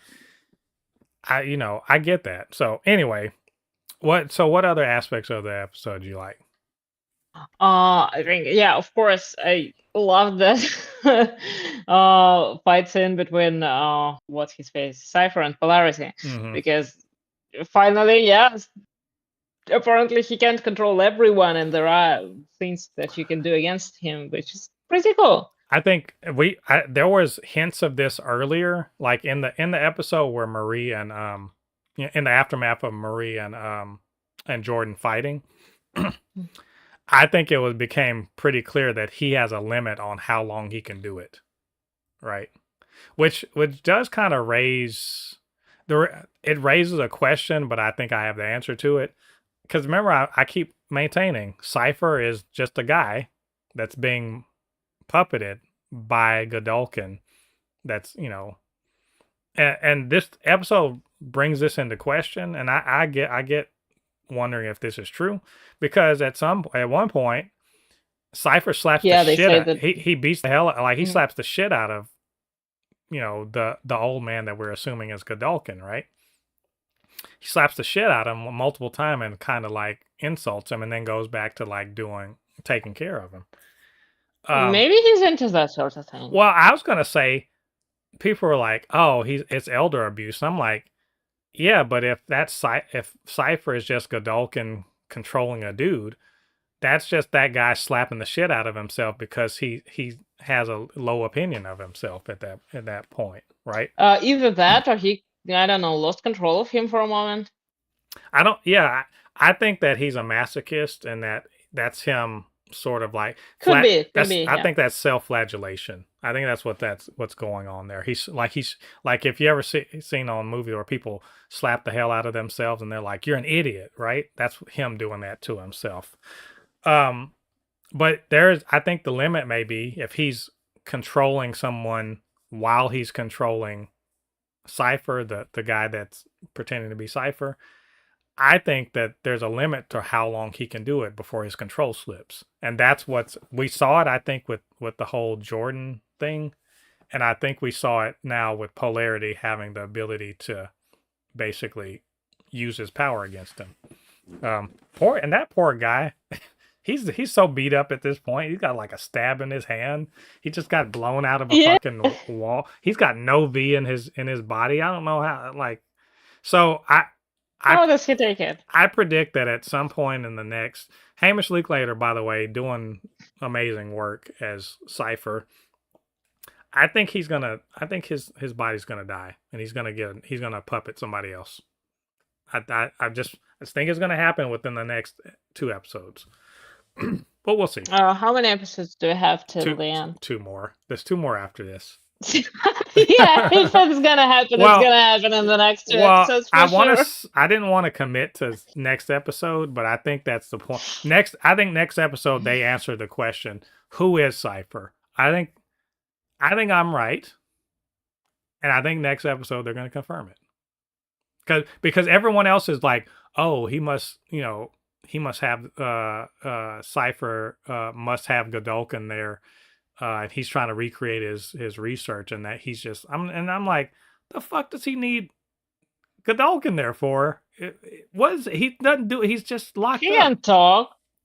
He can do anything. No one has taken the next step of being like, well, maybe he's just a puppet. We know he can puppet people, but they think that their thought is Marie. She has all the puzzle pieces. She knows that Godolkin, not Godolkin. She knows that Cypher has no V. She also knows he has powers. Those two things don't mix. You have to have V to have powers. So if you don't have V and you have powers, it's either technology. And if you look at all of that, they're trying to throw a red herring in there. Oh, here's his list of technologies. It's all the shit we've seen. the collars, the halothane, right? Everything we already know about, right? And there's nothing in those papers we saw that was new. So they're thinking he's got some kind of technology or something.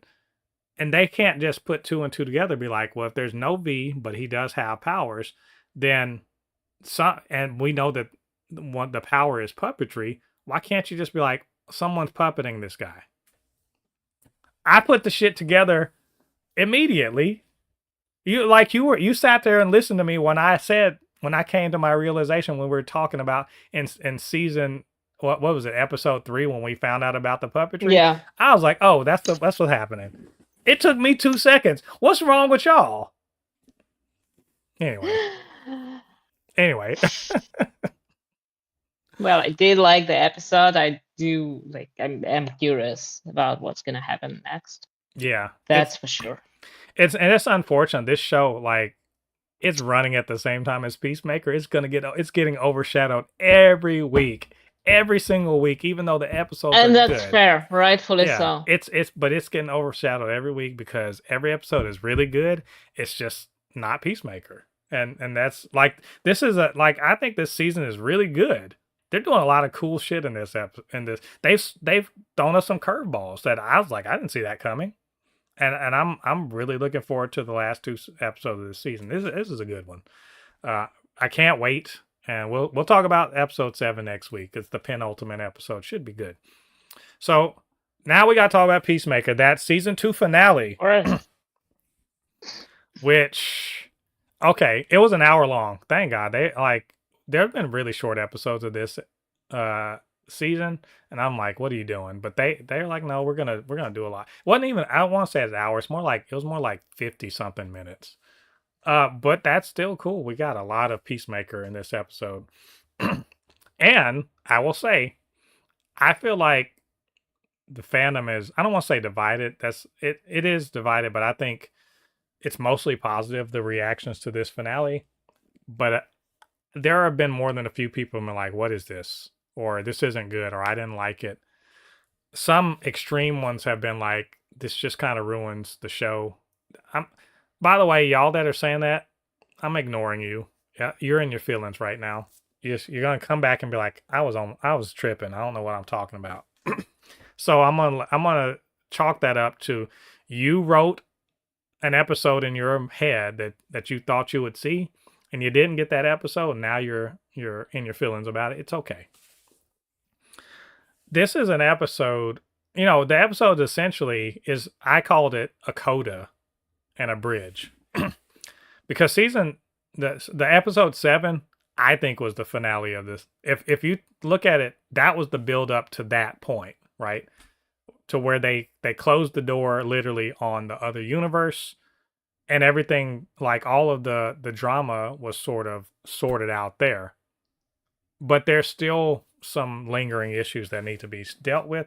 So this is the coda where we talk about the aftermath of what happened in the season, how it affects people, and are we going to kind of like tie up some threads and maybe start some new ones. And it's, when you look at it that way, this is a really good fucking episode. First of all, I really like the episode. I wouldn't, I'll say I love the episode. It was so good. It's not the best episode of the season, but it's got some of the best character moments, which I also think that's another issue that I have with some of the fans, is a failure to understand what actually makes a good story. It's not explosions and quips and shit like that. It's not people getting smacked in the face. I know it's a superhero thing. What's actually important is paying off character moments and character growth. And in that sense, this episode over-delivered. Reminded us, like, Danielle Brooks alone, if she had been the only one that was doing her job in this episode, this episode would have been great. Because she fucking killed. Name a scene where she wasn't doing her thing, but they were like, not just be in the scene and have cool lines and whatever, also carry the emotional weight of the entire scene and make us want to cry. And she was like, oh, bet. She was like, oh, you called the right person. She was like, you remember I was Oscar nominated? Here you go. There are like several moments where, like several scenes where she is absolutely killing it. If she was the only one doing it, it's still a great episode. But then Jennifer Holland gets to do that, right? Several times. We find out what happened on the boat. And it's actually better than I thought about what it might have been. John Cena was like doing his thing.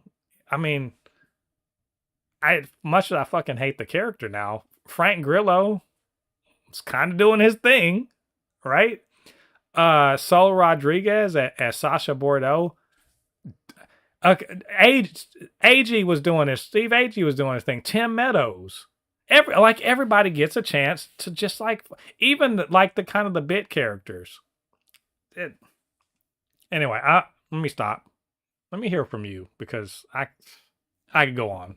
What did you think about the episode? Okay. First of all, it was so awesome and it was so emotional. Because like not just because it's a conclusion of the story, but you have some things that you definitely expected. I mean, I probably if I had to start with something, it's the sequence of the Argus agents exploring all the possible universes. Because yeah, it is not funny. It is not It's funny. terrible, actually. The way It's terrible. shot, yeah, the way it's shot, the way it's shown, how they just utilized as I don't know guinea pigs to go check out these universes because Argus is looking for a damn prison. That's bizarre. Yeah, you don't find that But out. that's till, also but, yeah. so freaking. Huh? Oh, you don't find you at first. You're just like they're just Yeah, looking but you around. know they planning something shady Yeah. because like it's like economists said in the beginning that when has ever anything we've ever done been for the good of people? Yeah. And yeah, that's kind of the whole point. You know there's going to be something terrible, and you know that there is a reason they're looking through this world. Exactly. So yeah, that was a pretty like cool way to show that.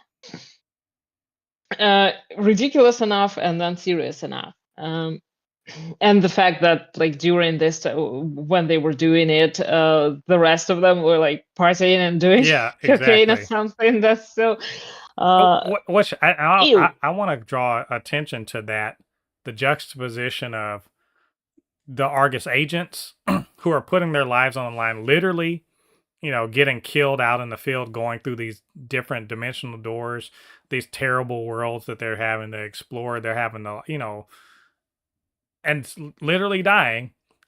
Those are Argus agents, and then you see Rick Flag. He's buddied up to Lex Luthor's,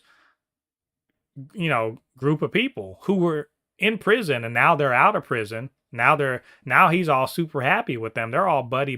Those are literal criminals who almost destroyed Metropolis, and they're not being put in harm's way. They're not putting on suits. They're not going through these doors and getting murdered. Argus agents are. And so the disillusionment of it's like the disillusionment of any soldier who follows orders of people who are back, in safety and whatever. To them, these agents are expendable and they're popping champagne or whatever. And they don't even know why they're doing it. They're just following orders. They're, as Harcourt says, we do the job. We don't know why. We just do. And that's, like I said, any soldier or agent who does distasteful things as a part of their job. And how long can you do it before it's unsustainable or it's not something that you can do consciously? And I love that they handled that very well with both Harcourt and Bordeaux, who are both very deep into it. And also, isn't it interesting that they are both women who Rick Flag Sr. does his little swab debonair shit on to get them to kind of go his way. I find that interesting. Also, Rick Flag Sr. sucks. Yeah. Absolutely. Then, of course, there's the scene in the motel. Oh, Like, I tell you. yeah. This, my God. And look, and by the way, uh, Danielle Brooks is the best actor in that room. I don't care what anyone says. She's the best actor in that room, and Cena is right there with her. He is right there with her, and in fact, everybody's right there with her because everyone adds in a look. Like obviously, it's between Adebayo and Chris, right? That's obviously they're the main players in this song. But you have hardcore, right? You got Economos, and you got you got Vigilante, and they all add their little notes into the song, and they're perfect, and they make that scene so good. And I was like, Danielle Brooks, who told you to make me cry? God damn it, right? Who told you to make me cry? And I was actually watching. James Gunn. The last, by the way, welcome in. Did we give? He told her to make you cry. Oh well, we have someone in the chat. The last, thanks for joining us. Asked, did we give the episode a grade or score? You know what? I don't think we don't really score in the sense of saying 10 out of 10 or anything like that. We're just like, well, how do we feel about it? That's an 11. So I really liked the final episode of Peacemaker season 2, and in fact, I think it's a great episode. And I believe you said the same thing too. We're just sort of running through the beats that really stood out. That scene in the motel room, beautiful, but like I said, it's everyone's singing on key. They're jumping in at the right times, but it really is like if you think of in terms of a song. Danielle Brooks does a solo that's so fucking powerful, and everybody else just has to kind of ride that wave, And I saw on the Peacemaker podcast, which by the way, I recommend watch the companion podcast. It's absolutely worth it. So I was listening to it today, and James Gunn talks about that line she says about, she's like, you're big and you're stupid, but I know when I'm around you that I'm loved. And he says, and he actually started tearing up and sort of got really emotional about it. He's like, that's my dad.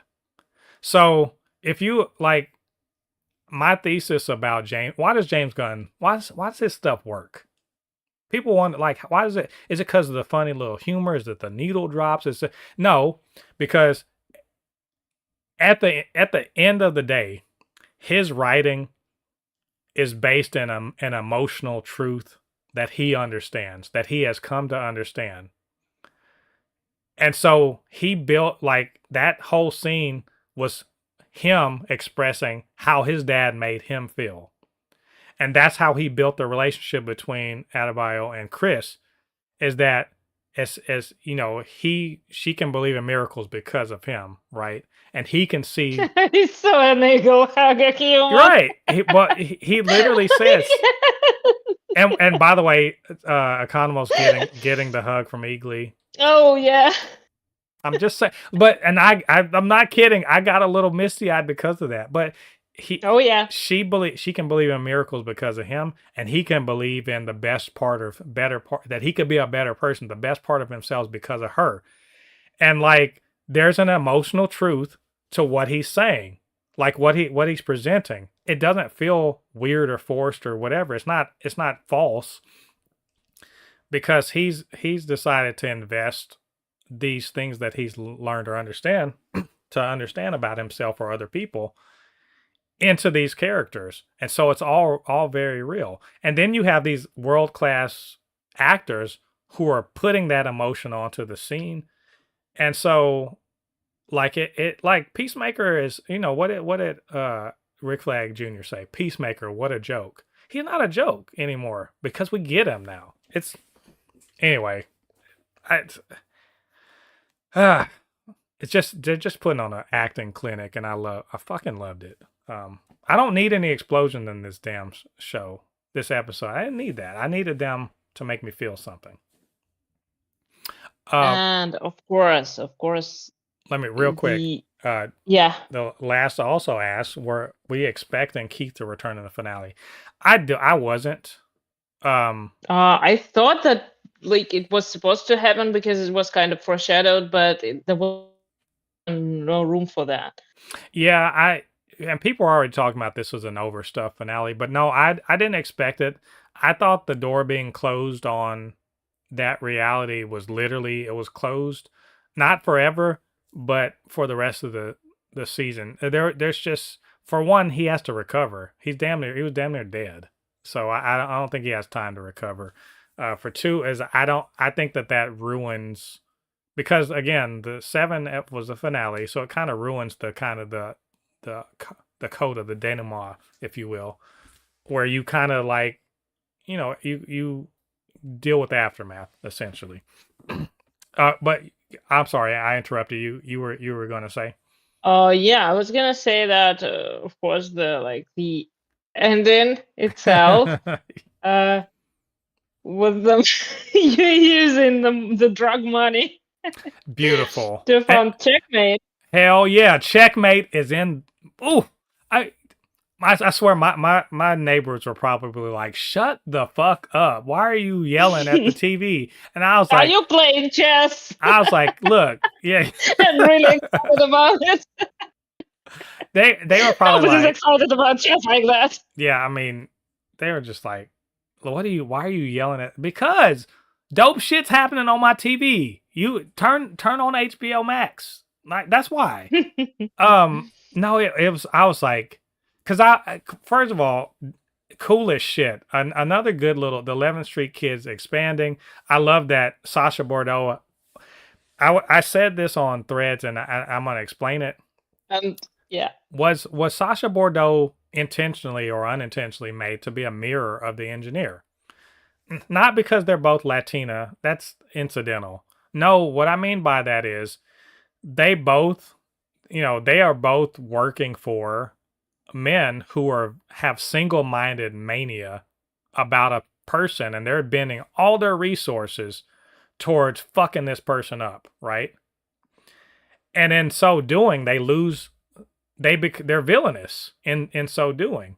They're working for a villain, and they both have been sort of like had their bodies sort of changed or upgrade, whatever you want to call it, as a result of I know like it says that she's a metahuman, yes, but I don't because know she's exactly a like she's a do. cyborg. Oh Yeah, yeah, Sasha Bordeaux's a sounds. cyborg, and in a sense, so Mhm. is the engineer, right? But they're both bent towards helping the person that they're working for get to their goal. But one of them has lost sight of her humanity in doing it, the engineer, and has gone all the way and has kind of co-signed terrible ass things, and the other one gets up to the edge of that cliff and steps back away from it and says, "No, I'm not following you off that cliff." And she realizes this is wrong. I'm doing wrong, and I want to still do this job, but I'm gonna do right. And thus she checkmate is kind of born as a result of her. And she to the point where she actually brings Harcourt and is like, "Look, I'm gonna tell you what's going on. It's a prison. This is bullshit. Yeah. I didn't sign up for this. I didn't want to do this. I got to do something else." And even kind of gets Harcourt to just stop being like, "I'm just a company person. I just do what they say," and move, and to actually like, "No, we're not going to do that. We're going to do the right thing."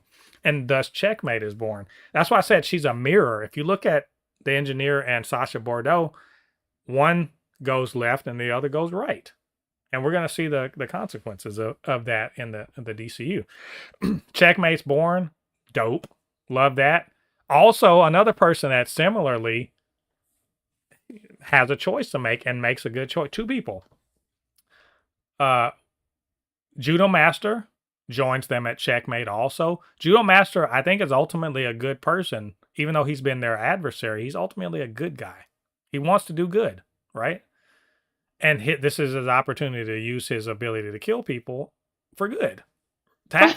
Yeah. For actual good. Kill more Nazis. Yeah, because he, like Harcourt, was one part of these teams, and he's just like, what the fuck? And this for a prison? Fuck that, right? And then Langston Fleury, also another one that was expendable on those teams. And he actually comes out and because I think QP getting killed is really what fucked him up. And he's like, no, this is not, I'm not here for that. We saw shades of that throughout the season. I love that. I love that. First of all, Tim Meadows killing it. But also, I love that his character is going to stick around, and his foolishness is going to be. We're going to get to see more of his foolishness, Oh yes. and we get to see And literally yeah. him and Vigilante. It's so good, beautiful. What Spiders. I was like, Such a good sequence. it's so beautiful because they get to annoy each other. John Economos gets to, he's off the hook because he's got Vigilante there to annoy him, and Vigilante's going to annoy the shit out of Fleury. It's beautiful. How are they gonna get any work done? I don't know. I don't know. Not when they're quizzing each other on animal facts No. or something like that. And of course, the end of the episode, again, a cliffhanger. Yeah. What the fuck? Man, Flag Senior, he's like, this is for Ricky. Such an ass. Your son would not have been okay. Because Rick Flag Jr. is a million times better. And I didn't think Flag Senior even said, he's a better man than me. I think he said that early in the season. Anyone is a better man than him. He is, and you know how we know he is? Because he got killed for being like, fuck Amanda Waller and her bullshit. We're not doing this. Right? And Flag Senior is doing the same Amanda Waller bullshit. Right? He's doing the same Amanda Waller bullshit. Except, I'll say this about Waller. Different between Waller and Peacemaker, between Waller and Flag Senior. At the end of the day, she's evil, but she has her North Star is this for the good of the country or not? Right? She does terrible, awful, heinous things, but she says, hey, my principle is it's for the security of the United States. And she does it, right? This motherfucker did all this because he wanted to get back at Peacemaker. Incidentally, yeah. But ultimately, it really was about Peacemaker. And that's like he's worse than Waller, which is hard to be. It's hard to be a worse person than Amanda Waller, and yet he manages it. And he's definitely worse than Rick Flag Jr. Rick Flag Jr. would never have done any of the shit that happened in this. The only reason why he was working with the Suicide Squad is because it was his job. If it wasn't his job, he'd been like, fuck those guys. So yeah, Chris is exiled to Salvation, which supposedly it's an uninhabited. It doesn't sound uninhabited. It's, you know what it sounds like? It sounds like the Savage Land. Well, you know what? It sounds like the monsters from A Quiet Place are hanging out there.